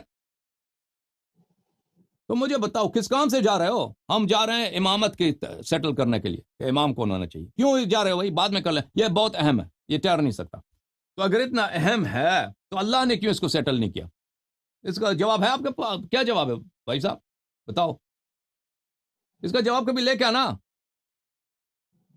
اگر اتنا اہم ہے، آپ کا عقل جو ہے اللہ سے زیادہ ہے، آپ کی عقل رسول صلی اللہ علیہ وسلم سے زیادہ ہے، ٹھیک ہے نا. تو انہوں نے کیوں سیٹل نہیں کیا ہے بھائی؟ تو لازمی بات ہے اگر اتنا اہم ہے تو انہوں نے سیٹل کیا ہوگا. ہو ہی نہیں سکتا کہ لازمی بات کو ادھوری چھوڑ دیں. انہوں نے سیٹل کیا ہے، آپ کسی اور کام سے جا رہے ہیں، آپ کسی اور کام سے جا رہے ہیں، ٹھیک ہے نا. ایک بات سیٹلڈ ہے وہ آپ لے کے جا رہے ہیں. اگر واقعاً مشورہ لینے کے لیے ہو تو یہ مشورہ ٹھہر بھی سکتا ہے کہ اہل بیت علیہم الصلوۃ والسلام فارغ ہو جائیں, وہ بھی حاضر ہوں, ٹھیک ہے نا, ان سے مشورہ کیا جائے. یہ ٹھہر نہیں سکتا. کون ہے؟ کوئی فوج آیا مدینے کے باہر, فوج کھڑی ہے, حملہ کرنے والے ہیں, ٹھہر نہیں سکتا. بالکل ٹھہر سکتا ہے, لیکن ابھی بہتر یہی ہے کیونکہ ہمارا اپوزیشن کون ہے؟ علی بن ابی طالب علیہ السلام. وہ مصروف ہیں, وہ کبھی جنازے کو چھوڑ کے کہیں نہیں جائیں گے. وہ ادب کا وہ ادب نہیں چھوڑیں گے نبی صلی اللہ علیہ وسلم کا. ابھی کیونکہ وہ مشغول ہے, ہم جا کے اس کو سیٹل کرتے ہیں, ٹھیک ہے نا. سمجھ میں آئی بات آپ کو؟ اس بات کا جواب دے دو کہ سقیفہ دور ہے. سقیفہ دور ہے یا نزدیک ہے؟ سقیفہ بنا کیوں ہے؟ سقیفہ بننے خود اسی بات کی دلیل ہے کہ سقیفہ والے جو ہے منحرف ہے. سقیفہ بنا اسی اور وجہ ہی نہیں ہو سکتا. اب کسی شخص میں اس کے والد کا نستجیر, اب میں خدا آپ سب کے والد والدہ کو طول عمر دے. کوئی عظیم شخص ہو, دنیا سے گیا, اس کا جنازہ پڑھاؤ, کون جاتا ہے کوئی دوسرے کام کے لیے؟ کوئی جاتا ہے؟ کوئی نہیں جاتا نا, اس کو چھوڑ کے کہ میں دوسرے کام کے لیے جاؤں گا. وہ بے احترامی ہے, اہانت ہے, توہین ہے. اور کون نبی کس کا جنازہ پڑھا ہے؟ نبی کا جنازہ پڑھا ہے. نبی اگر نہ آتے تو ابو بکر کون تھا بھائی؟ اگر نبی نہ آتے ہم اور آپ کون ہوتے بھائی؟ مسلمان ہوتے؟ آپ مجھے بتائیں ترمذی صاحب, اگر نبی صلی اللہ علیہ وسلم کا اسلام ہوتا ہم اور آپ مسلمان ہوتے؟ کہاں سے ہونا تھا؟ کہاں سے ہونا تھا؟ انہی اگر توحید جانتے ہیں انہی کی برکت سے, انہی کے ٹیچنگ سے, ٹھیک ہے نا, انہی کے صدقے سے. اگر قرآن کبھی ہاتھ لگایا, کبھی نماز پڑھی, کبھی سجدہ کیا ہے تو انہی کے صدقے سے. اگر نبی کریم صلی اللہ علیہ وسلم میں ہوتے تو سب صحابہ اسی جہالت کی حالت میں ہوتے. شراب کوئی پی رہا ہے, کوئی غلط کام, کوئی بتوں کے سامنے جھک رہا ہے, کوئی زنا کر رہا ہے, وہی جہالت تھا. نبی کریم صلی اللہ علیہ وسلم نے ان کو تاریکیوں سے نکالا ہے, جہالتوں سے نکالا ہے, ان کو اخلاق سکھایا, ان کو دین سکھایا, توحید سکھایا, قرآن سکھایا. اب وہ دنیا سے گئے, جنازہ ادھر پڑا ہے اور یہ جا رہے ہیں کہ بھئی ہم ضروری کام ہے. اگر وہ ضروری کام ہے, مجھے بتائیں, اگر وہ ٹھہر نہیں سکتا تو کیوں نہیں ٹھہر سکتا؟ فارغ ہونے تھا نا امیر المؤمنین علیہ السلام کو, وہ بھی کینڈیڈیٹ ہیں, وہ بھی وہ ان کو بھی موقع دیں. وہ ان کا کیا ہے بھائی؟ وہ تو اسلام میں تو ان کا, نبی کریم صلی اللہ علیہ وسلم نے فرمایا کہ میری بات قرآن اور اہل بیت علیہ السلام کی اتباع کرو. وہ تو اسی اہل بیت میں سے جن کا اتباع واجب ہے, کم از کم ان سے نیکی واجب ہے, ان کا حق بنتا ہے, ٹھیک ہے نا. ٹھہر جاؤ, جنازہ نہیں ہم ضروری کام سے جا رہے ہیں. اگر اتنا ضروری کام ہے, اتنا اہم ہے, ٹھہر نہیں سکتا, تو اللہ نے کیوں اس کو سیٹل نہیں کیا؟ تو پھر اس کا مطلب ہے کہ اللہ نے سیٹل کیا نا, اللہ نے سیٹل کیا. اب اللہ کے سیٹلمنٹ کو آپ نہیں مانتے, آپ اللہ کے سیٹلمنٹ کے خلاف ادھر اپنا جو ہے اپنا وہ کوئی سیاست کرنا چاہ رہے ہیں. اگر سیاست نہیں ہے, واقعاً ایمانداری سے یہ ہے کہ بھائی مشورہ کرے کہ امام کون بنے گا نا, اگر واقعاً یہ ایمانداری ہے نا تو ان کو ٹھہرنا چاہیے تھا کہ خلافت کا سب سے بڑا جو کینڈیڈیٹ ہے, جس کے خدمات اسلام کے لیے, جس کا سابقہ اسلام کے لیے, جس کا خاندان نبی صلی اللہ علیہ وسلم کے اس طرح ایک ہی نسل سے, اس کا بھائی, اس کا داماد, قرآن نے فرمایا وانفسنا وانفسکم, نبی صلی اللہ علیہ وسلم کا جان. ان کا کیا ہے؟ ان کا کوئی رائے تو ہوگا نا اس مسئلے میں, ان کا بھی رائے لے لیں. ابھی وہ مصروف ہے, جلدی سے جاؤ, ٹھیک ہے. یہ ہے سقیفہ کی کہانی. جی جناب. نہیں, وہ سوال آپ پہلے جواب دے دینا کہ حضرت عائشہ کے حجرے میں جو تدفین کیوں کی گئی ہے؟ تدفین تو اہل بیت کر رہی ہیں, تو وہ کیوں؟ اس کا حجرہ ہی نہیں ہے بھائی, میں نے جواب دیا نا. حجرہ کس نے کہا عائشہ کا حجرہ؟ کسی تاریخ میں دکھائیں کہ یہ عائشہ نے مکان خریدا یا اس کے باپ نے خریدا. عائشہ کہاں سے لیکن حضرت عائشہ وہاں رہتی تھی نا. بیت نبی صلی اللہ علیہ وسلم کا, پورے حجرات جو ہے نا, سب جتنے حجرے تھے وہ نبی صلی اللہ علیہ وسلم کا. اور ہم یہ نہیں مانتے, فاطمہ کے حجرے میں ہم نہیں مانتے کہ شیعہ علماء نے کتاب لکھی ہے. اب ان کے تحقیقات میرے ذہن میں نہیں ہے. شیعہ علماء نے کتاب لکھی ہے کہ ان کی جو وفات ہے نبی کریم صلی اللہ علیہ وسلم کا, وہ محل دفن جو ہے حضرت فاطمہ سلام اللہ علیہ کا جو حجرہ ہے. شیعہ علماء نے یہ کتاب لکھی ہے. اب کہ محل وفات نبی صلی اللہ علیہ وسلم حضرت زہرا سلام اللہ علیہ کا حجرہ ہے, نہ کہ عائشہ کا حجرہ, ٹھیک ہے نا. لیکن بات یہ ہے محل دفن وہی ہے. جی ہاں, یہی ہے. شیعہ علماء نے یہ کتاب لکھی ہے. لیکن ہم مان بھی لیں کہ عائشہ کے حجرے میں ہے. دیکھیں, میں نے عرض کیا آپ کی خدمت میں, عائشہ کی پوزیشن جو ہے عائشہ اب خود کہتی ہے کہ میری دوسروں سے انہوں نے اجازت لی کہ مجھے وہاں رہنے دو، عائشہ کے حجرے میں رہنے دو، کیونکہ عائشہ سے زیادہ محبت ہے. میں نے آپ کی خدمت میں عرض کیا، آپ نے توجہ نہیں دی کہ آپ رسول صلی اللہ علیہ وسلم کی جو پوزیشن ہے، جو کسی بھی مسئلے میں موقف جو ہے، وہ قرآن سے مخالف نہیں ہو سکتا. قرآن سے مخالف نہیں ہو سکتا. قرآن کا موقف عائشہ سے کیا ہے؟ ٹھیک ہے نا. میں نے عرض کیا قرآن کا موقف عائشہ کے مقابلے میں سورہ تحریم، ختم بات. وہ سورہ تحریم پڑھیں، میں نے عرض کیا آپ کی خدمت میں، ہمارا اور آپ کا پورا، اگر آپ لوگ سورہ تحریم پڑھیں، سورہ تحریم کی تصدیق کریں، سورہ تحریم پہ ایمان لائیں، یہ اللہ کا سورہ ہے قرآن میں، ہمارا اور آپ کا سارا نزاع ہی ختم ہو جائے گا. اللہ کی قسم، سارا نزاع ہمارا اور آپ کا ختم ہو جائے گا. میں دعوت دیتا ہوں علماء کو کہ بھی آ کر میرے سے بات کرو سورہ تحریم پر. میں بھی سورہ تحریم کو نہیں کھولتا، آیات نہیں پڑھتا، کیونکہ اس کے الفاظ اتنے شدید ہیں، اتنے سخت ہیں. مفسرین کے اقوال اس میں اگر میں دکھاؤں، اس میں روایات جو عبداللہ ابن عباس نے خود بخاری میں عمر سے روایت کی ہے، اگر میں آپ کی خدمت میں پیش کروں تو پھر آپ لوگوں کو بہت برا لگے گا. الفاظ وہ ہیں، میں نے عرض کیا آپ کی خدمت میں کہ رافضی سے رافضی تر شخص بھی استعمال نہیں کرتا جس طرح اللہ تعالیٰ نے سورہ تحریم میں استفادہ کیا نا. اب میں انشاءاللہ، میں نے عرض کیا آپ کی خدمت میں اس کے متعلق لیکچر دوں گا، لیکن ابھی گفتگو میں اس کو ان کو نہیں نقل کرتا، کیونکہ پھر میں نہیں چاہتا کہ اب یہاں پہ آپ بہت بھاری دل کے ساتھ یہاں سے چلے جائیں. لیکن میں دعوت دیتا ہوں، وہ 3 آیات جن کا میں نے اشارہ کیا کہ ہمارے جو علماء ہیں، محترم خطبہ ہیں، علماء ہیں جو پڑھتے ہیں، اس باتوں کو سن رہے ہیں، ان آیات پہ توجہ دیں. پھر فخر رازی کی تفسیر آپ دیکھ لیے، ضرب اللہ مثلا للذین کفروا امرأۃ نوح وامرأۃ لوط. یہ کس کی طرف اشارہ ہے؟ یہ کیا کنایا ہے؟ پھر پڑھیں اپنی تفاسیر کو. یہ تو اللہ کی، یہ کوئی شیعہ حدیث تو نہیں ہے، یہ اللہ کی کتاب ہے. اپنی کتابوں کو دیکھیں، پھر وہ روایات دیکھیں بخاری میں کہ یہ آیات کس کے شان میں نازل ہوئی ہیں. سبحان اللہ، سبحان اللہ، سبحان اللہ. مزید جناب. جی علامہ صاحب اجازت دیں تو پھر وہ جو آپ نے بات کی تھی نا سقیفہ والی، اس پہ میں اہل سنت کا موقف تو پیش کر دوں نا آپ کی خدمت جی میں. بسم اللہ، بسم اللہ. اہل سنت سر ایک بات کرتے ہیں، ایک تو یہ دلیل جو آپ نے کہا نا کہ حضرت ابو بکر جو تھے، ان کی کیا دلیل ہے، اللہ تعالیٰ نے کیسے چھوڑ دی ہے. یہ کہتے ہیں جی اللہ تعالیٰ نے اس طریقے سے نہیں چھوڑ دیا کہ بالکل ہی بغیر کو بتائے چھوڑ دیا ہے، بلکہ آپ سے وسلم نے بالکل کلیئر صحیح حدیث میں بتایا ہے کہ اللہ اور امت کبھی ابو بکر کے علاوہ کسی پہ راضی نہیں ہوگی، پہلی چیز. اور پریکٹیکلی کہتے ہیں ہوا بھی یہی. دوسری بات جو آپ نے فرمائی نا کہ یہ لوگ چلے کیوں گئے تھے چھوڑ کے، اس میں جو میں نے سنا ہے، مجھے نہیں پتا اس کی سند کیسی ہے، میں جاہل آدمی ہوں، اللہ کی ذات بہتر جانتی ہے، آپ عالم ہیں، آپ بہتر بتائیں گے یا دیگر علماء دیکھیں گے. اس میں یہ آتا ہے، اور یہ بات بالاتفاق ہے غالباً، کہ یہ جو گئے ہیں نا یہ لوگ، یہ تو ان کے تو وہم گمان میں نہیں تھا. ہو کیا رہا ہے وہاں پہ، انصار کے 2 قبیلوں نے تلواریں نکال لی ہیں، جس میں ایک وہ بڑے جلیل القدر صحابی حضرت سعد بن ابی عبادہ ہیں. تو وہ کہتے ہیں جی ان کو تو پتہ ہی کوئی نہیں، ان کا تو وہم گمان میں نہیں، ان کے پاس کون سی غیب کا علم ہے.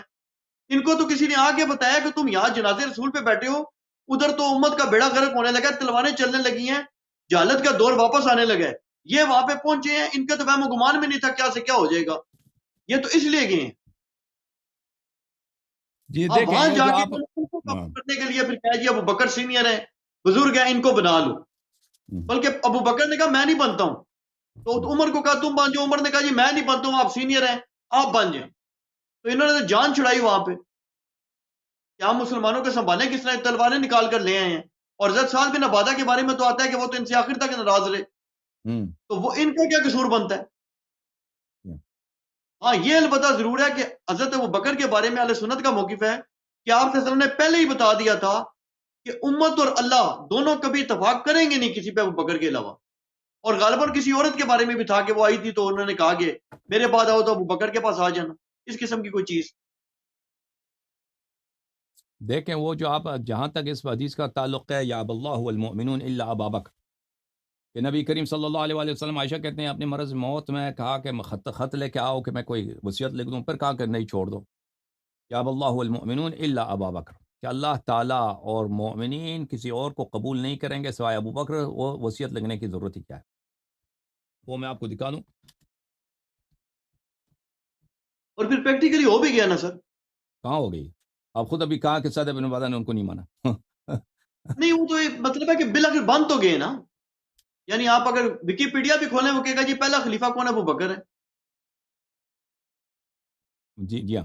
تو پہلی بات یہ ہے کہ یہ کوئی وصیت نہیں. آپ کہہ رہے ہیں کہ امت کو انہوں نے نہیں بولا. ایک پرائیویٹ کنورسیشن ہے. عائشہ، اس کا راوی بھی عائشہ ہے. ابھی مجھے مل جائے نا. اللہ والمؤمنون، یہ بخاری میں ہے.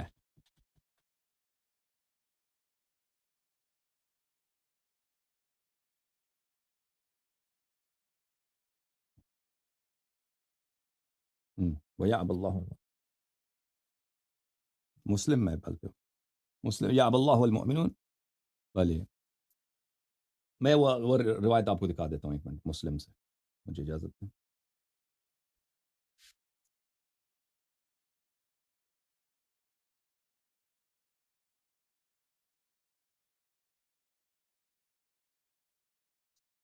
یہ مسلم کہاں گئی؟ یہ مسلم ہے. اچھا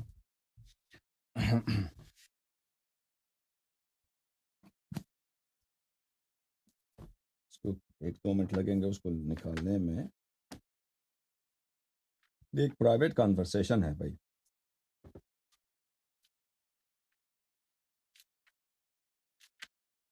یہ امت کے ساتھ گفتگو نہیں ہو رہی ہے.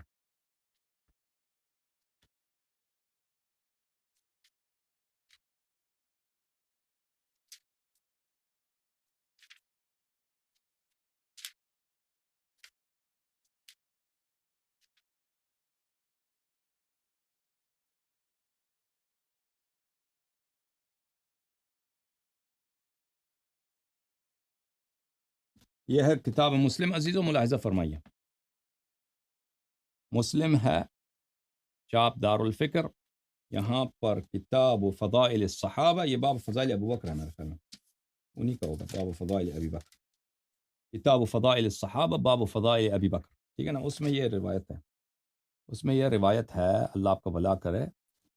عائشہ کہتی ہے، عائشہ نے کہتی ہے کہ قال لی رسول اللہ صلی اللہ علیہ وآلہ وسلم فی مرض، رسول اللہ صلی اللہ علیہ وآلہ وسلم نے مجھے اپنے مرض میں کہا، ادعی لی ابا بکر اباک و اباکی و اخاک، میرے لیے بلا دو اپنے والد ابو بکر کو اور اپنے بھائی کو. ان کے بھائی کا نام تھا عبد الرحمن ابن ابی بکر، شاید وہی مراد ہے. ان کو بلا دو. حتی اکتب کتابا، تاکہ میں ایک وصیت لکھ دوں، ایک صحیفہ لکھ دوں. فإنی اخاف، کیونکہ مجھے خوف ہے، کیونکہ مجھے تشویش ہے. ان یتمنى متمن، ایک کوئی شخص جو متمنی ہے، کوئی شخص جو تمنا رکھتا ہے، ہوا رکھتا ہے، وہ یہ کہہ دے انا اولا، میں، ویقول قائل، اور ایک کہنے والا یہ کہہ دے انا اولا، کہہ دے کہ میں زیادہ سزاوار ہوں، میں زیادہ حقدار ہوں. اپنے باپ کو بلاؤ، اپنے بھائی کو بلاؤ، تاکہ میں کتاب لکھ دوں، تاکہ کوئی متمنی یہ تمنا نہ کر دے، اور کوئی قائل، کوئی بولنے والا یہ نہ کہہ دے، کیا نہ کہہ دے انا اولا، میں زیادہ حقدار ہوں. وَيَأْبَى اللَّهُ وَالْمُؤْمِنُونَ إِلَّا أَبَا بَكْرَ، حالانکہ اللہ بھی ابا کرتا ہے، اللہ بھی منع کرتا ہے، اور مومنون بھی قبول نہیں کرتے مگر سوائے ابو بکر کو. تو عزیزو، یہ کہہ رہے ہیں کہ یہ وصیت ہے ابو بکر کے لیے. ٹھیک ہے نا. پہلی بات یہ ہے کہ پھر تو یہ ہماری بات کی تائید ہوگی کہ رسول پاک صلی اللہ علیہ وآلہ وسلم کو خوف ہے اس بات کا کہ دوسرے لوگ بھی خلافت کا ادعا کریں گے. کوئی ہوں گے لوگ کہ کہیں گے کہ میں زیادہ حقدار ہوں، میں زیادہ حقدار ہوں، دوسرے بھی کہیں گے کہ میں زیادہ حقدار ہوں. اور اسی بات کی خوف کی وجہ سے وہ کہہ رہے ہیں، کیا کہہ رہے ہیں کہ ابو بکر کو بلاؤ، اپنے بھائی کو بلاؤ. لیکن یہ ہے کہ اللہ جو ہے صرف ابو بکر کو قبول کرتا ہے، مومن بھی صرف ابو بکر کو قبول کرتے ہیں. دیکھیں عزیز، اس کا حدیث کا نقل کرنے والا کون ہے؟ عائشہ. یہ حدیث بالکل ہمارے نزدیک جھوٹی ہے.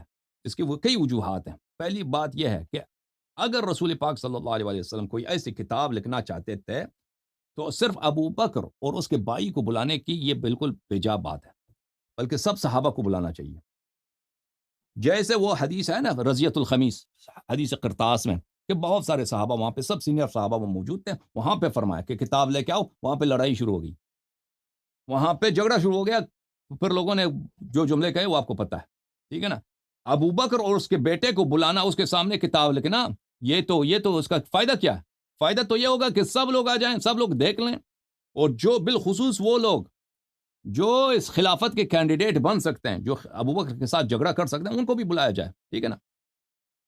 پھر کیونکہ خود رسول صلی اللہ علیہ وسلم فرماتے ہیں کہ وہ کوئی مجھے خوف ہے کہ کوئی کہہ دے گا کہ میں زیادہ حقدار ہوں، میں زیادہ حقدار ہوں.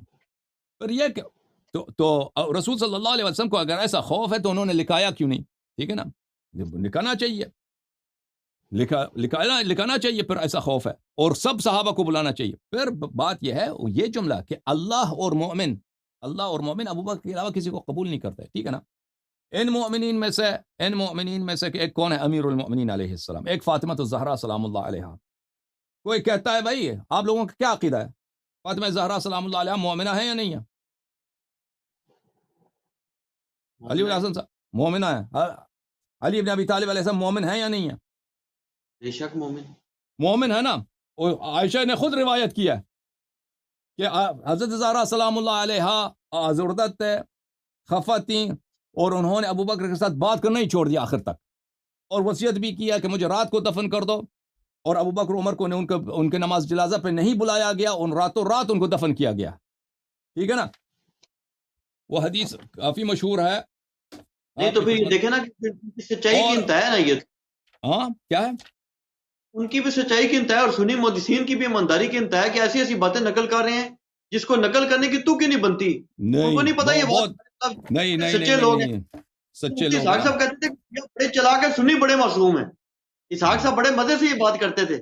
وہ کہتے ہیں شیعہ ہمیں الزام دیتے ہیں ہمارے تو سنی محدثین بھی معصوم تھے، جو نقل نہیں کیا نا، جو یہ بھی نہیں سوچتے تھے کہ یہ بات واپس ہمارے خلاف استعمال کریں گے.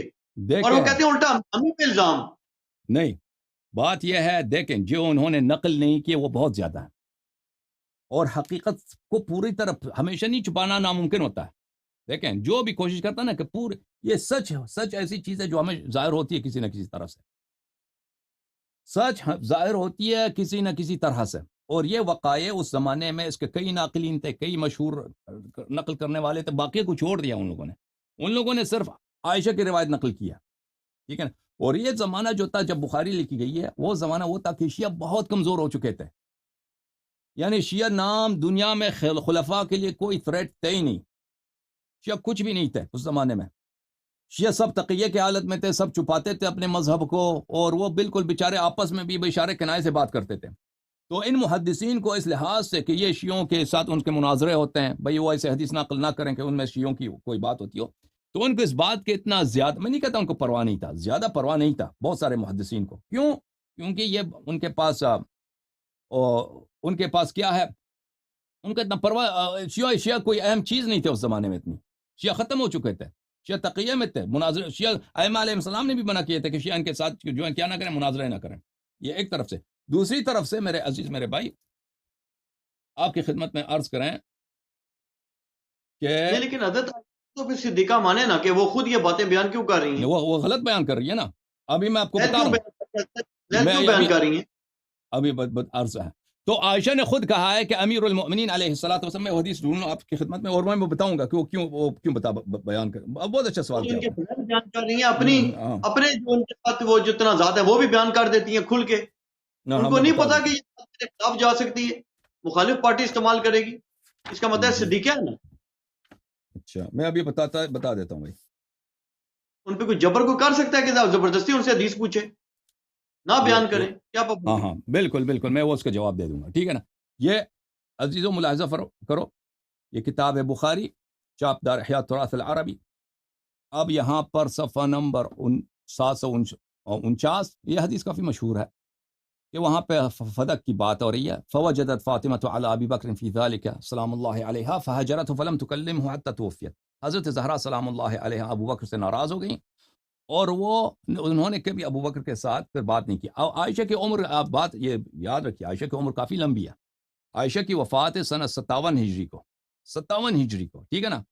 سنہ 57 میں جب عائشہ کی وفات ہے اس وقت 58-57 کے قریب ہے ان کی وفات ہے. وہ حضرت زہرا سلام اللہ علیہا تو سنہ 11 ہجری میں ان کی وفات ہے، ان کی شہادت ہے. امیر المؤمنین علیہ السلام کی شہادت ہے سنہ 40 ہجری کو. امام حسن مجتبی علیہ السلام کی شہادت ہے سنہ 49 ہجری کو. یعنی عائشہ کی عمر کافی بعد میں یہ زندہ رہی ہیں ان کے بعد، امام حسن علیہ السلام کے بعد، امام علی علیہ الصلوۃ والسلام کے بعد. اور یہ عائشہ کی ایک طویل مدت ہے جو معاویہ کی حکومت میں ہے. سنہ 40 کے بعد معاویہ کی حکومت میں عائشہ سب مسلمان رہتے ہیں تا جب معاویہ کی وفات ہوتی ہے سنہ 60 ہجری کو. تو اس عرصے میں جو اہل بیت علیہ السلام کی جانب سے جو خلافت کی بات ہے وہ بالکل ان کو ظاہری طور پہ شکست دیا جا چکا تھا. امیر المؤمنین علیہ السلام شہید ہو چکے تھے. امام حسن علیہ السلام بہت کمزوری کی حالت میں لوگ ان کے ساتھ چھوڑ چکے تھے، ان کو چھوڑنا پڑا خلافت، اور پھر انہوں نے معاویہ کے سپرد کر دیا، اور معاویہ نے پھر ان کو بھی شہید کر، وہ بھی شہید ہو گئے. اور شیعہ تو ہر جگہ پہ. عراق میں کس کی حکومت ہے؟ عراق میں حاکم بنایا معاویہ نے کس کو؟ زیاد ابن ابی کو.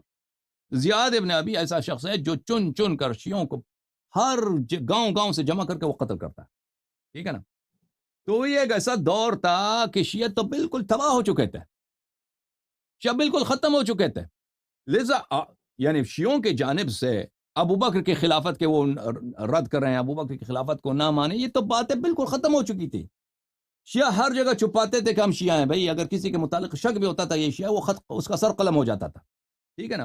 امام حسین علیہ السلام مدینے میں ہیں، لیکن وہ نہ خطبہ دیتے ہیں، نہ وہ بھئی لوگ ان کے پاس رجوع کرتے ہیں. وہ بیچارے نہ ان سے کوئی روایت نقل کرتا ہے. بالکل مظلومیت تنہائی کی حالت میں رہتے ہیں. ٹھیک ہے نا. بنی ہاشم مظلومیت تنہائی کی حالت میں رہتے ہیں. ان پہ بالکل سایہ ہے، سلطہ ہے، بالکل تلوار ان کے گردنوں پہ. کن کا؟ بنی امیہ کا. دنیا بنی امیہ کے ہاتھ میں. تو ان حالات میں دیکھیں، حالات مختلف ہوتے ہیں. ابھی ہم اور آپ رہتے ہیں نا، مناظرہ تو ہوتا ہے ہم لوگوں کا. تاریخ میں حالات بہت مختلف ہوئے ہیں کہ اگر بعض مواقع پر عائشہ نے ایسی باتیں کہی ہیں کہ اس کے باتوں میں اعتراف ہے، کیونکہ اس وقت میں ان کو تھریٹ کا احساس نہیں تھا، ان کو خطرہ کا احساس نہیں تھا کہ وہ بعض باتیں نقل کرتی ہیں. اس کے علاوہ عائشہ کا مخالفت بھی ہے معاویہ سے. عائشہ بعد میں معاویہ کا شدید مخالف بن چکی تھی، کیونکہ وہ چاہتی تھی کہ معاویہ اپنے بعد یزید کو جانشین تعین نہ کرے. اور کس کو جانشین تعین کرے؟ کون خلیفہ بن جائے؟ عبد الرحمن ابن ابی بکر. خلافت دوبارہ ابو بکر کے خاندان میں آ جائے. تو عائشہ اس لحاظ سے بھی معاویہ کا شدید مخالف تھا. اور کیونکہ معاویہ ہمیشہ اپنے ممبروں سے اہل بیت علیہ السلام کو برا بلا کہتا تھا، بالخصوص امیر المؤمنین علیہ السلام کو گالی دلواتا تھا. تو عائشہ کے کلام میں جو تعریف ہیں امیر المؤمنین علیہ السلام کے متعلق، بعض احادیث ان کے فضائل میں ہیں، تو اس دور میں نقل کی گئی ہے. وہ حب امیر المؤمنین علیہ السلام میں نقل نہیں کی گئی ہے. وہ ایک خاص ایک سیاسی ماحول تھا کہ دیکھو معاویہ جس شخص کو گالی دیتا ہے وہ کتنا اچھا آدمی ہے. معاویہ کی تضعیف کے لیے تھا، معاویہ سے مخالفت کے لیے. اور یہ ایک سیاست تھی. سیاست کیا تھا کہ معاویہ اپنے بعد خلیفہ چاہتا کس کو؟ یزید کو. سنہ 49 سے، یعنی سنہ 50 سے پہلے معاویہ نے بیعت لینا شروع کیا تھا اپنے بیٹے یزید کے لیے. حالانکہ اس کو حق نہیں تھا. جو معاہدہ ہوتا امام حسن علیہ السلام کے ساتھ وہ یہی تھا کہ وہ اپنے بعد خلیفہ تعین نہیں کر سکتا، لیکن وہ خلیفہ تعین کرنا کے چکر میں تھا، اس کے لیے بیعت جمع کر رہا تھا. تو عائشہ اس کے مخالف تھی. اچھا، تو اس دور میں اگر بعض روایت نقل ہوئی ہیں تو اس لیے نقل ہوئی ہیں. اچھا، اس کے علاوہ میں آپ کی خدمت میں عرض کروں اس حدیث میں کیا ہے. اس میں حدیث میں یہ ہے، آپ کہہ رہے ہیں کہ نا کہ یعب اللہ والمؤمنون الا ابا بکر، کہ مؤمنین اللہ اور مؤمنین ابو بکر کے علاوہ سوا کس کو قبول نہیں کر سکتے. تو بھائی آپ خود کہہ رہے ہیں کہ فاطمہ زہرا سلام اللہ علیہا مؤمنہ ہے. رسول اللہ صلی اللہ علیہ وسلم نے فرمایا سیدۃ النساء اہل الجنہ. وہ تو ابو بکر کو خلیفہ نہیں مانتی، ابو بکر کو ایک ظالم مانتی، کیونکہ اس ناراض ہیں اسی بات پر کہ فدق انہوں نے چھین لیا. ٹھیک ہے نا. اس کے علاوہ امیر المؤمنین علیہ الصلوۃ والسلام وکان لعلی علیہ السلام وجہ بل فلما توفیت فاطمہ استنکر وجوہ الناس فالتمس مصالحة ابی بکر ومبایعته ولم يكن يبايع ابا بکر تلك الاشهر. اور جب تک حضرت زہرا سلام اللہ علیہا 6 مہینے زندہ تھی تو امیر المؤمنین علیہ السلام نے ابو بکر کے ساتھ بیعت نہیں کیا تھا. جب وہ وفات ہوئی ہیں تو پھر یہ عائشہ کا کلام ہے، خوب توجہ دیں، کہ پھر انہوں نے ابو بکر کے ساتھ صلح کرنے کی کوشش کی. اور وہ بھی کس لیے؟ اس لیے کہ لوگ ان کی بات کو نہیں مانتے تھے. اب بات یہ ہے کہ یہ نقل کرنے والا کون ہے؟ عائشہ. یہ شیعہ کے نزدیک بھی نقل ہے کہ کس نے مصالحت کی کوشش کی ہے. میں ایک منٹ میں آپ کو خدمت میں پیش کرتا ہوں.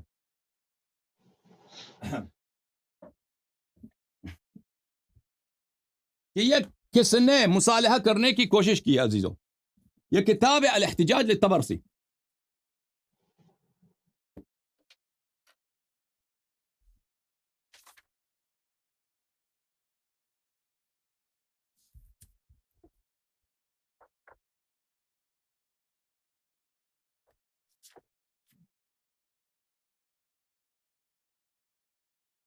ملاحظہ فرمائیے اس کتاب کے مقدمے میں مصنف رحمہ اللہ کیا فرماتے ہیں طبرسی کے مقدمے میں، اپنے احتجاج کے مقدمے میں.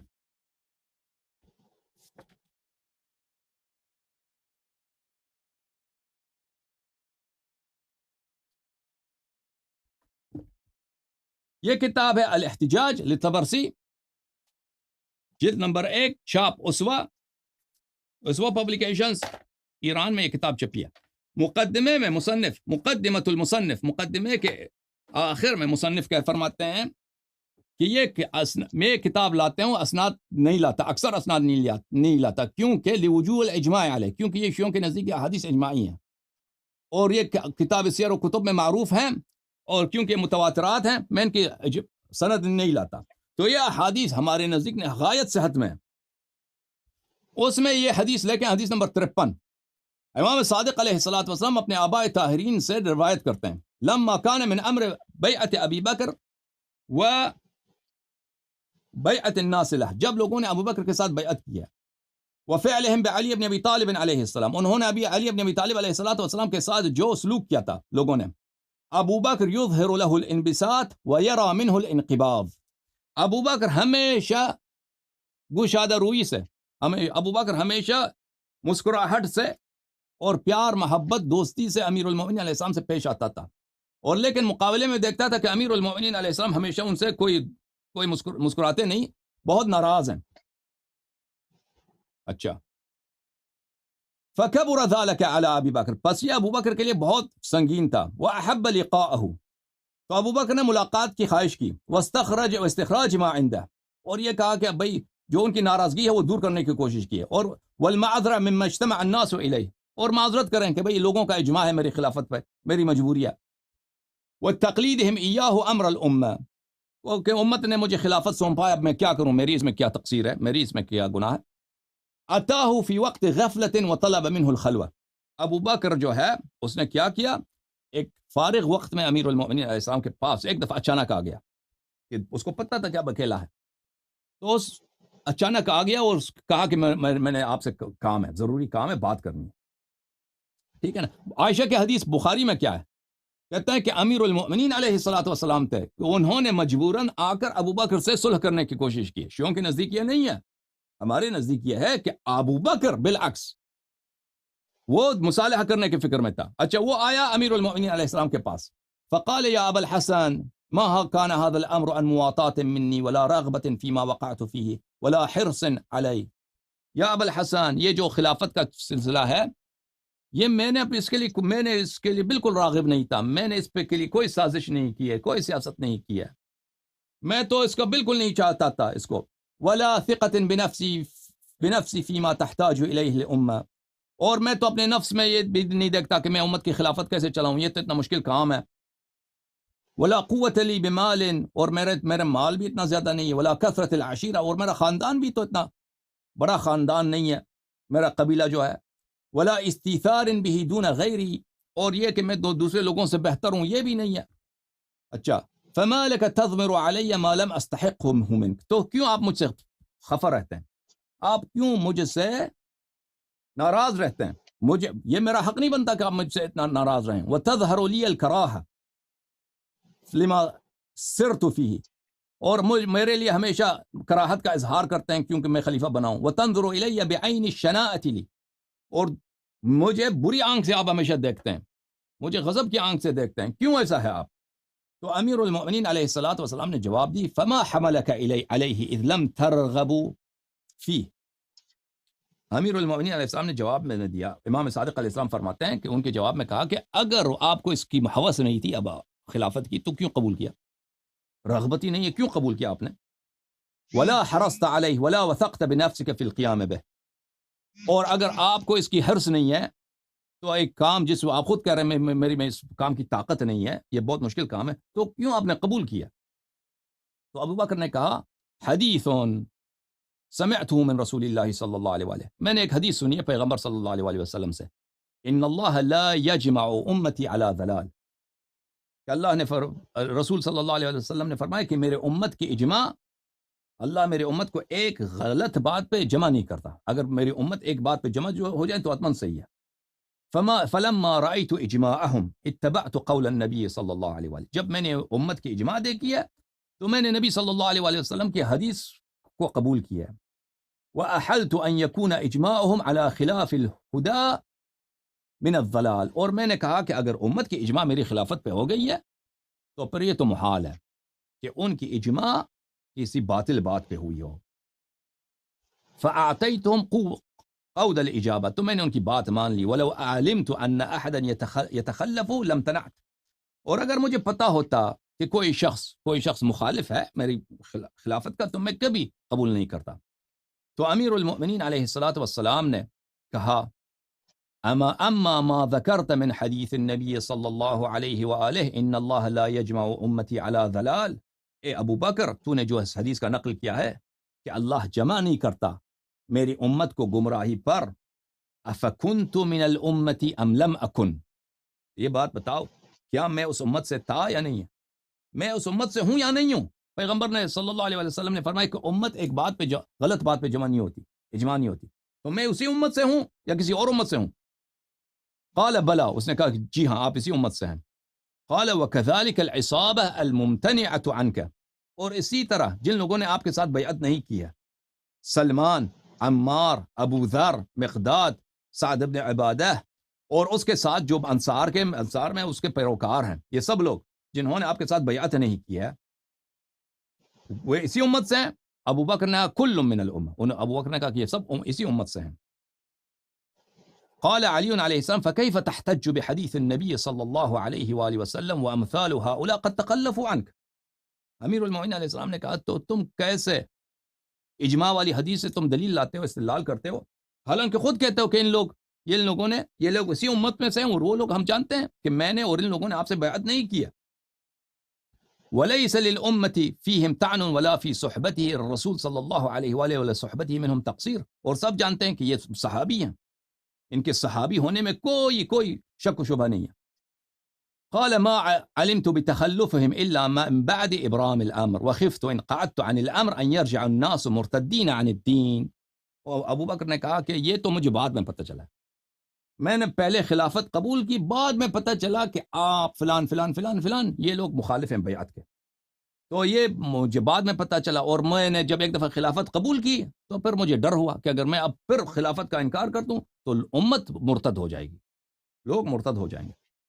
وَكَانَ مُمَارِسَتُهُمْ إِلَيَّ أَنْ أَجَبْتَهُمْ أَهْوَنُ مَؤُونَةٍ عَلَى الدِّينِ وَإِبْقَاؤُهُ مِنْ ضَرْبِ النَّاسِ بَعْضُهُمْ بِبَعْضٍ فَيَرْجِعُونَ كُفَّارًا، اور میں اگر کہ بیعت قبول کروں، خلیفہ بن جاؤں، یہ میرے لیے زیادہ آسان تھا، اس لیے کہ میں امت میں اختلاف ڈال دوں، خلیفہ بن کے دوبارہ میں جو ہے خلافت سے ہٹ جاؤں اور یہ آپس میں مرتد ہو جائیں، وہ آپس میں قتال شروع کر دیں۔ وَعَلِمْتُ أَنَّكَ لَسْتَ بِدُونِي فِي الْإِبْقَاءِ عَلَيْهِمْ وَعَلَى أَدْيَانِهِمْ، وہ میں جانتا ہوں کہ آپ نہیں چاہتے کہ وہ امت مرتد ہو جائے۔ امیر المؤمنین علیہ السلام نے فرمایا اجل، کہا ٹھیک، ولیکن اخبرنی عن الذی یستحق هذا الامر بما یستحقه، امیر المؤمنین علیہ السلام نے فرمایا کہ چلیں ٹھیک ہے اس بات کو چھوڑتے ہیں، مجھے بتاؤ کہ جو شخص خلیفہ بنتا ہے وہ کس بات پر، کس لیاقت کے بنا پر، کس کوالیفیکیشن کے بنا پر خلیفہ بنتا ہے؟ ابو بکر نے کہا بالنصیحہ، نصیحہ بولتے ہیں خلوص کو، مخلص آدمی ہو، وفا، دفع المداہنہ، وہ سازشی آدمی نہ ہو، مخلص ہو، وفادار ہو، اس میں سازش نہ ہو، والمحابات، اور مسلمانوں سے محبت کرے، حسن سلوک رکھے، محبت کرے، حسن سیرہ، اظہار العدل، عدل ظاہر کرے، علم بالکتاب والسنہ، کتاب و سنت کا عالم ہو، فصل الخطاب، اس کا نطق، اس کا بیان فصیح ہو، بلیغ ہو، مع الزہد فی الدنیا، دنیا میں زاہد ہو، قلت الرغبت فیہا، دنیا میں راغب نہ ہو، وانتصاف المظلوم من الظالم للقریب والبعید، اور ظالم سے مظلوم کا حق لے لے چاہے وہ مظلوم قریب ہے یا بعید ہے۔ اگر یہ کوالیفیکیشنز کسی میں ہے تو وہ خلافت کا مستحق ہے۔ ابو بکر نے جواب دیا، تو امیر المؤمنین علیہ السلام نے فرمایا والسابقہ والقرابہ، یہ بھی بتاؤ نا سابقہ اور قرابہ، کہ جو سابقون میں سے ہیں اور جو نبی کریم صلی اللہ علیہ وآلہ وسلم کا قریب ہے، یہ بھی ایک کوالیفیکیشنز میں ہے یا نہیں ہے، یہ بتاؤ۔ ابو بکر نے کہا والسابقہ والقرابہ، ابو بکر نے کہا یہ بھی ہے۔ فقال علی علیہ السلام انشدک باللہ یا ابا بکر، امیر المؤمنین علیہ السلام نے فرمایا ابو بکر میں تجھے اللہ کا واسطہ دیتا ہوں، اللہ کا قسم دیتا ہوں، افی نفسک تجد هذه الخصال او فیہ، تجھے اللہ کا قسم دیتا ہوں ابو بکر مجھے بتاؤ یہ خصلتیں جو تم نے گنی ہیں ابھی، یہ خصلتیں خلوص وغیرہ وغیرہ وغیرہ، یہ خصلتیں تجھ میں ہیں یا مجھ میں ہیں؟ تجھ میں ہیں یا مجھ میں ہیں؟ قال ابو بکر بل فیک یا ابا الحسن، ابو بکر نے کہا نہیں، یہ خصلتیں مجھ میں نہیں، آپ میں ہیں۔ قال فانشدک باللہ انا المجیب لرسول اللہ صلی اللہ علیہ وآلہ وسلم قبل ذکران المسلمین ام انت؟ امیر المومنین علیہ السلام نے ابو بکر سے کہا ابو بکر مجھے بتاؤ اس زمانے میں جب کوئی مسلمان نہیں تھا، سب سے پہلے رسول اللہ صلی اللہ علیہ وآلہ وسلم کی دعوت کو کس نے قبول کیا ہے؟ تو نے یا میں نے؟ کس نے رسول صلی اللہ علیہ وآلہ وسلم کی دعوت کو لبیک کہا ہے؟ تو نے یا میں نے؟ ابو بکر نے کہا بل انت، ابو بکر نے کہا نہیں آپ تھے وہ۔ قال علی علیہ السلام فانشدک باللہ، اے ابو بکر میں تجھے اللہ کا قسم دیتا ہوں جواب دے دو صحیح طرح سے، انا صاحب الاذان لاہل الموسم والجمع الاعظم للامت بسورۃ براءہ ام انت۔ سورہ براءت کا جب نزول ہوا، یہ تو بہت مشہور معروف واقعہ ہے کہ وہاں پر رسول صلی اللہ علیہ وآلہ وسلم نے یہ بہت خطرناک وقت تھا، مکے میں کفار آتے تھے حج کے لیے، ٹھیک ہے نا، ان کو اعلان کرنا تھا کہ اب حج، اور حج ان کے لیے بہت عظیم جو تھا فیسٹیول تھا مشرکین کے لیے، یعنی وہ اسلام سے پہلے حج تو ان کے لیے بہت اہم تھا۔ اب ان کو پابندی لگانی ہے، اور وہاں پہ کوئی فوج نہیں ہے مسلمانوں کا مکے میں، اور امیر المومنین علیہ الصلوۃ والسلام کی بڑی دشمنی تھی کفار سے، کیونکہ انہوں نے بہت خون بہائے تھے بدر میں، احد میں، احزاب میں، حنین میں، طائف میں، جو جتنے جنگ ہوئے تھے نا، سب سے زیادہ امیر المومنین علیہ السلام نے کفار کے خون بہائے تھے، جو اور بالکل وہ بغیر کسی ساتھی کے، بغیر کسی لشکر کے، مشرکین کے اندر جا کے ان سے کہنا کہ بھئی تم اب مکہ نہیں آ سکتے، تو اعلان کرنا علی الاعلان، وہ سب دشمن ہیں، دشمنوں کے درمیان جو بالکل ان کے خون کے پیاسے ہیں، تو یہ تو ایک امتحان ہے اللہ کی جانب سے، ٹھیک ہے نا۔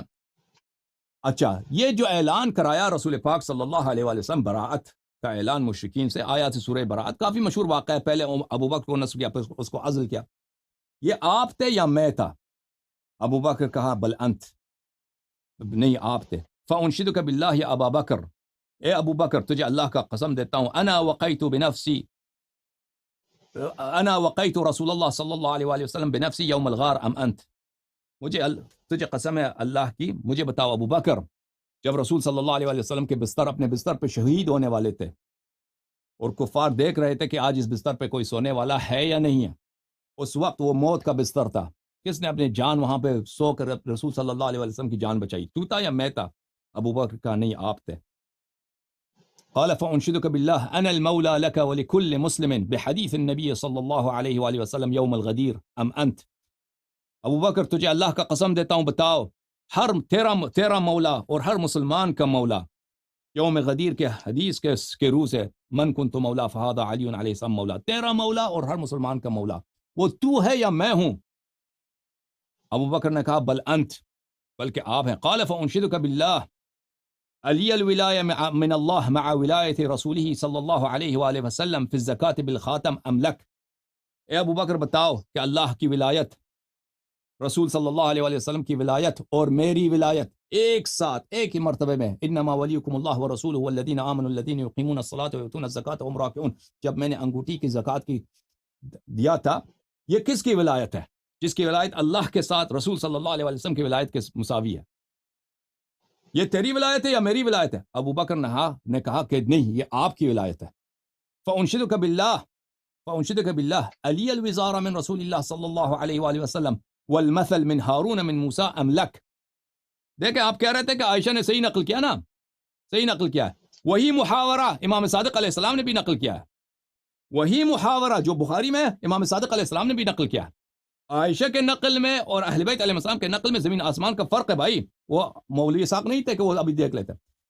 فرمایا کہ میں تجھے اللہ کا واسطہ دیتا ہوں، ابو بکر مجھے بتاؤ، قرآن نے فرمایا وجعل لی وزیرا من اہلی، میرے اہل بیت سے میرا وزیر بنا دے، تو رسول میں وہ وزارت جو قرآن میں ہارون کو موسیٰ سے ہے، ٹھیک ہے نا، وہ وزارت کہ ہارون سے موسیٰ کو کسی کو قرار دیا ہو، یہ وزارت اور یہ مثال یہ تیری ہے، انت منی بمنزلت ہارون من موسیٰ، یا یہ میرے لیے ہے؟ ابو بکر نے قال بل لک، ابو بکر نے کہا نہیں یہ آپ کا ہے. قال فانشدک باللہ ابی برز رسول اللہ صلی اللہ علیہ وآلہ وسلم وبأہلی وولدی وولدی فی مباہلۃ المشرکین ام بک وبأہلک وولدک. ابو بکر یاد کرو اس دن کو جب نصارا نجران آئے تھے اور رسول اللہ صلی اللہ علیہ وسلم مباہلے کے لیے نکلے تھے. کیا وہ میرے ساتھ، میرے زوجہ کے ساتھ اور میرے 2 صاحبزادوں کے ساتھ مباہلہ کے لیے نکلے تھے، یا تیرے ساتھ اور تیرے زوجہ اور تیرے بچوں کے ساتھ نکلے تھے؟ کس کے ساتھ نکلے تھے رسول پاک صلی اللہ علیہ وسلم جب اللہ کا حکم آیا تھا؟ بل ان مثل عیسی عند اللہ کمثل آدم فمن حاجك فيه من بعد ما جاءك من خلقه من تراب ثم قال له كن فيكون فمن حاجك فيه من بعد ما جاءك من العلم فقل تعالوا ندعو أبناءنا وأبناءكم ونساءنا ونساءكم وأنفسنا وأنفسكم ثم نبتهل فنجعل لعنة الله على الكاذبين. جب آئے مباہلہ کا نزول ہوا کہ اللہ کا حکم آیا کہ اپنے عورتوں کے ساتھ، اپنے بچوں کے ساتھ اور اپنے انفس کے ساتھ نکل جاؤ، تو تجھے بلایا تھا؟ ہاں، تیرے زوجہ کو بلایا تھا، تیرے بچوں کو بلایا تھا، یا مجھے بلایا تھا؟ میرے ساتھ نکل آئے تھے نبی صلی اللہ علیہ وسلم اور میرے زوجہ کے ساتھ اور میرے بچوں کے ساتھ. ابو بکر نے کہا قال بل بکم، ابو بکر نے کہا جی ہاں، اب میں نہیں تھا، آپ تھے ان کے ساتھ. فرمایا فانشدک باللہ علی ولأہلی وولدی آیت التطہیر من الرجس ام لک ولأہل بیتک. ابو بکر مجھے بتاؤ، دیکھو یہ استدلال امیر المؤمنین علیہ الصلوۃ والسلام یہ کافی ہے عزیزو. شیعوں کے پاس اور حدیث نہ ہوتی، یہ صرف ایک ہی حدیث استدلال اور نہ ہوتا ہمارے پاس، صرف یہ حدیث خدا کی قسم یہ پورے عالم اسلام کے اختلافات کو ختم کرنے کے لیے کافی ہے. سن لو. فرمایا ابو بکر مجھے بتاؤ، ابو بکر مجھے بتاؤ، اللہ کا واسطہ دیتا ہوں کہ آیہ تطہیر جو نازل ہوئی ہے وہ میرے لیے اور میرے زوجہ کے لیے اور میرے بچوں کے متعلق نازل ہوئی، یا تیرے لیے اور تیرے اہل بیت کے لیے نازل ہوئی آیہ تطہیر؟ ابو بکر نے کہا بل لک ولأہل بیتک. ابو بکر کہا نہیں، میں کون ہوں؟ یہ آیت تطہیر آپ کے لیے اور آپ کے اہل بیت کے لیے نازل ہوئی ہے. قال فانشدک باللہ انا صاحب دعوت رسول اللہ صلی اللہ علیہ وآلہ وسلم واہلی وولدی یوم وولدی وولدی یوم الکساء اللہم اؤلاء اہلی الیک لا الی النار ام انت. ابو بکر مجھے بتاؤ، حدیث کساء میں جب رسول اللہ صلی اللہ علیہ وآلہ وسلم نے ہم پہ کساء کملی ڈال کے آیہ تطہیر پڑھی، اس کے بعد دعا کی اللہم ہؤلاء اہل بیتی، اے اللہ یہ میرے اہل بیت ہیں، اذھب عنہم الرجس وطہرہم تطہیرا. یہ ہم کملی کے نیچے تھے، میں تھا، میری زوجہ تھی اور میرے بیٹے تھے، یا تو تھا کملی کے نیچے اور تیرے اہل خانہ تھے؟ ابو بکر مجھے بتا. ابو بکر نے کہا نہیں، بل انت واہلک وولدک، آپ تھے، آپ کی اہلیت تھی اور آپ کے زوجے تھے.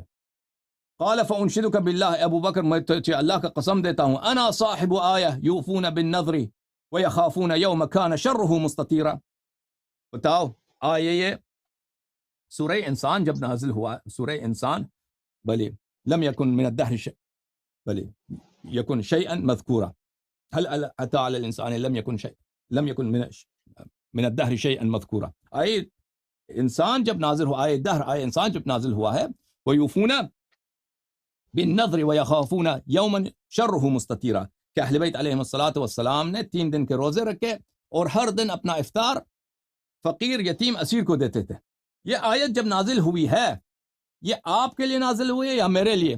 قال ام انت، قال بل انت. ابو بکر نے کہا آپ کے لیے. قال فانشدک باللہ انت الذی ردت له الشمس لوقت صلاتی فصلاها ثم توارت ام انا.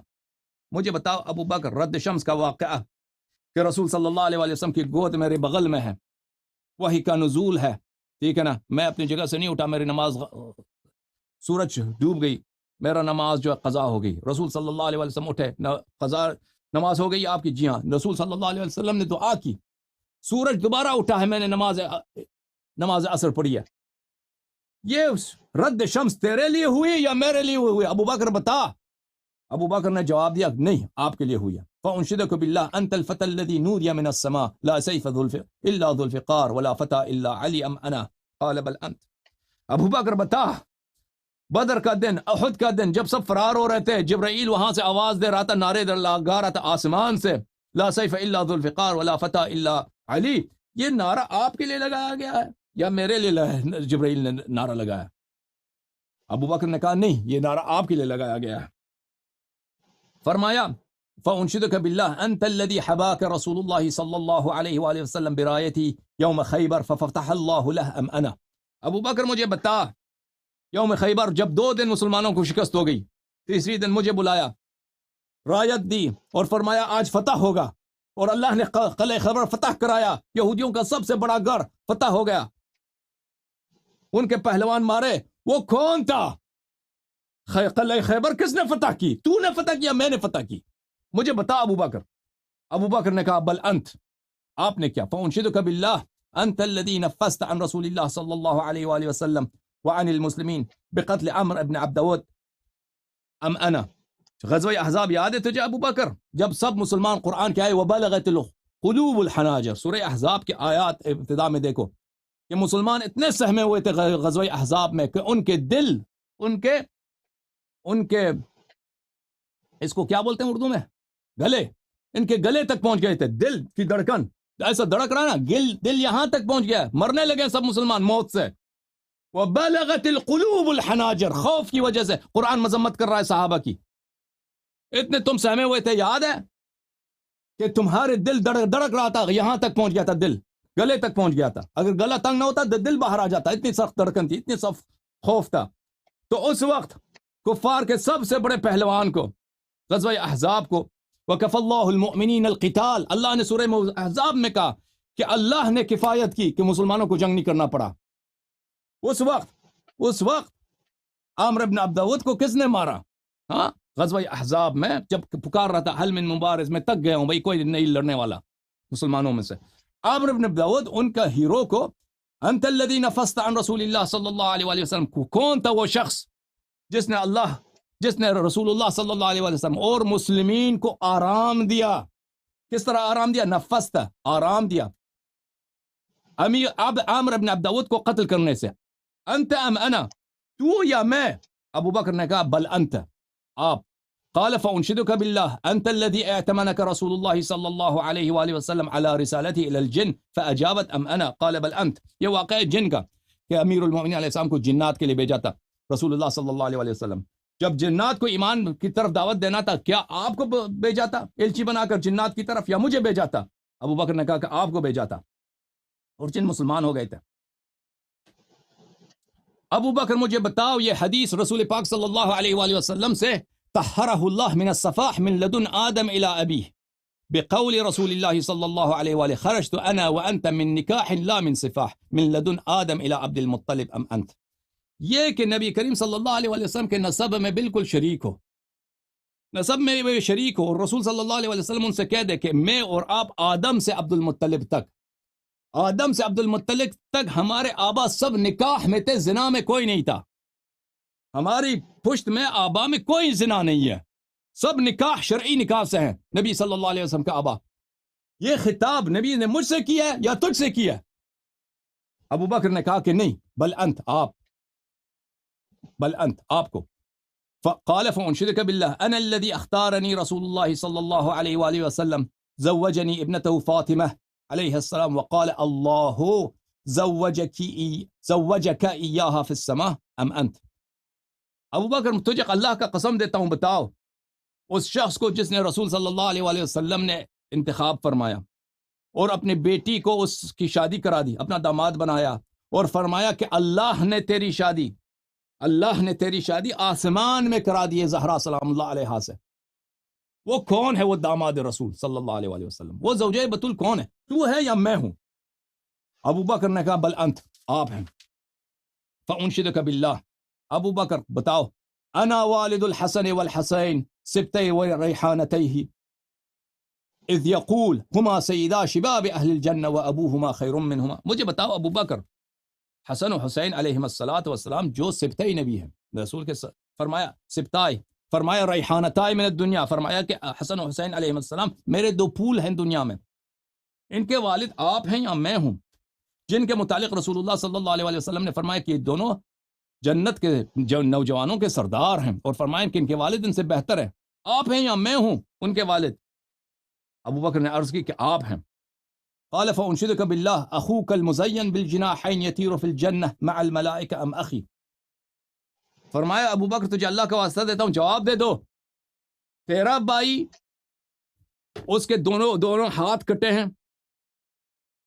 اللہ نے دونوں ہاتھوں دونوں بازوؤں کی جگہ ان کو 2 پر دیے ہیں، جنت میں ملائکہ کے ساتھ وہ پرواز کرتا ہے، وہ جعفر طیار علیہ السلام وہ آپ کے بھائی ہیں یا میرے بھائی ہیں؟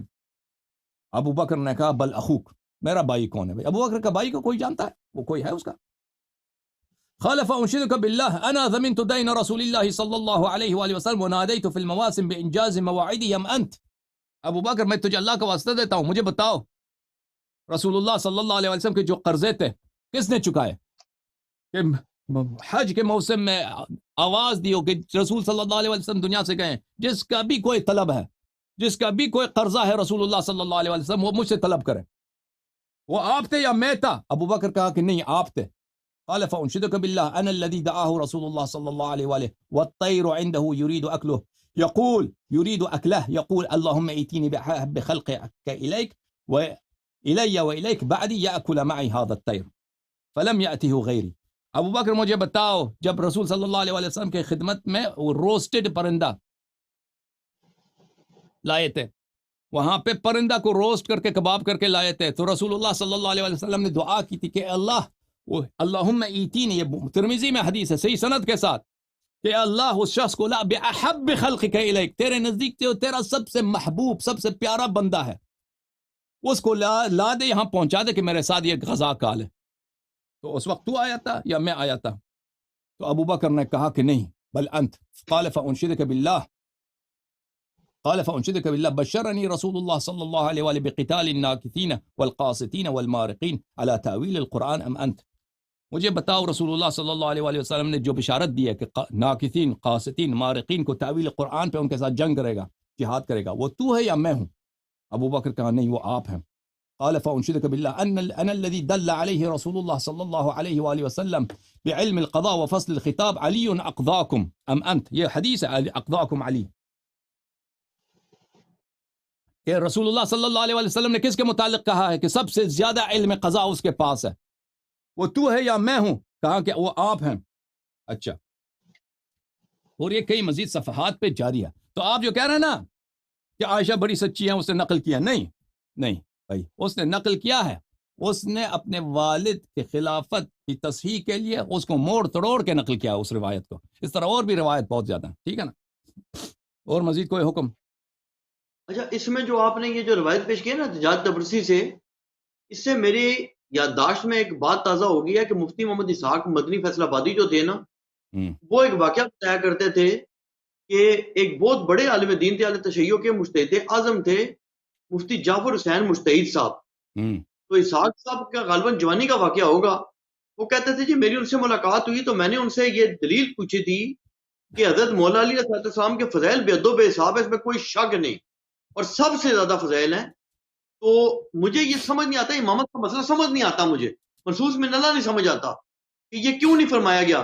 تو یہ سارے دلائل جو آپ نے فرمائے ہیں نا، کہتے ہیں مفتی جعفر حسین مجتہد نے بتایا کہ حضرت مولا علیہ السلام نے گنوائے ہیں، تو کہتے ہیں میں نے ان سے یہ کہا کہ یہ اتنی جو لمبی چوڑی بات چیت ہے اور یہ سارے فضائل ہیں، کیا ایک جملہ بھی کافی نہیں ہو سکتا تھا کہ مجھے اللہ نے اس طرح امام بنا دیا جیسے نبی ہوتا ہے؟ اور میرا بالکل بنایا نا، بالکل بتایا، فرمایا کہ اس میں نہیں ہے حدیث غریب، آپ سن نہیں رہتے نا۔ کہتے ہیں مفتی جعفر حسین صاحب کہتے ہیں جی کہ جو انہوں نے باقی گنوائے انہوں نے مان لی ہیں، تو اسحاق صاحب کہتے ہیں مانے یا نہ مانے، مانے یا نہ مانے، لیکن کم از کم مولا علیہ السلام مجھت پوری کر دیتے، کہتے ہیں بھی مجھے اس طرح ماننا فرض ہے، میں ایسا منصوص من اللہ امام ہوں، اور میری اولاد میں ایسے 11 امام آنے ہیں کہ جن کو نہ ماننے والا ابدی جنمی ہے۔ وہ کہتے ہیں یہ فضائل جو ہیں یہ تو بیان کیے ہیں، وہ کہتے ہیں جی انہوں نے یہ جو بیان کیا ہے وہ یہ کیوں نہیں مانے؟ تو اسحاق صاحب کہتے ہیں سب سے بڑی دلیل تو یہ، میں ابھی دکھاتا ہوں، آپ سن نہیں رہتے بھائی، آپ سن نہیں رہتے نا۔ اب مولوی اسحاق اس کے درمیان، مفتی جعفر کے درمیان رحمہ اللہ کے درمیان کیا گزرا ہے ہم تو نہیں جانتے۔ اگر مفتی جعفر زندہ ہوتے ہیں وہ شاید کچھ اور سناتے کہ میں نے اس طرح جواب دیا نا۔ اب وہ نو زندہ ہیں، وہ نو دوسرے زندہ ہیں، تو آپ کی خدمت میں ہم نے عرض کیا، دیکھیں نا، ملاحظہ فرمائیے، میں نے حدیث غدیر آپ کو سنایا، ٹھیک ہے؟ یہ فأنشدك بالله أنا المولى لك ولكل مسلم بحديث النبي صلى الله عليه وآله وسلم يوم الغدير أم أنت؟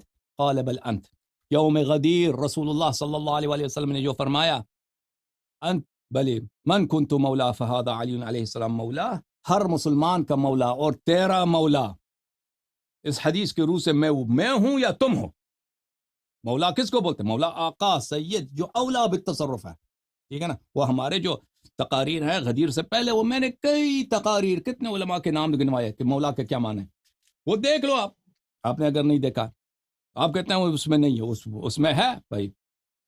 اوکے میرے بھائی، بہت مہربانی آپ کی. اب آپ بہت لمبی ہو گئی بات، دوسروں کو موقع دیں، ٹھیک ہے نا. ٹھیک ہے، سلامت رہیں، زندہ رہیں، خدا عزت دے آپ کو. بہت مہربانی.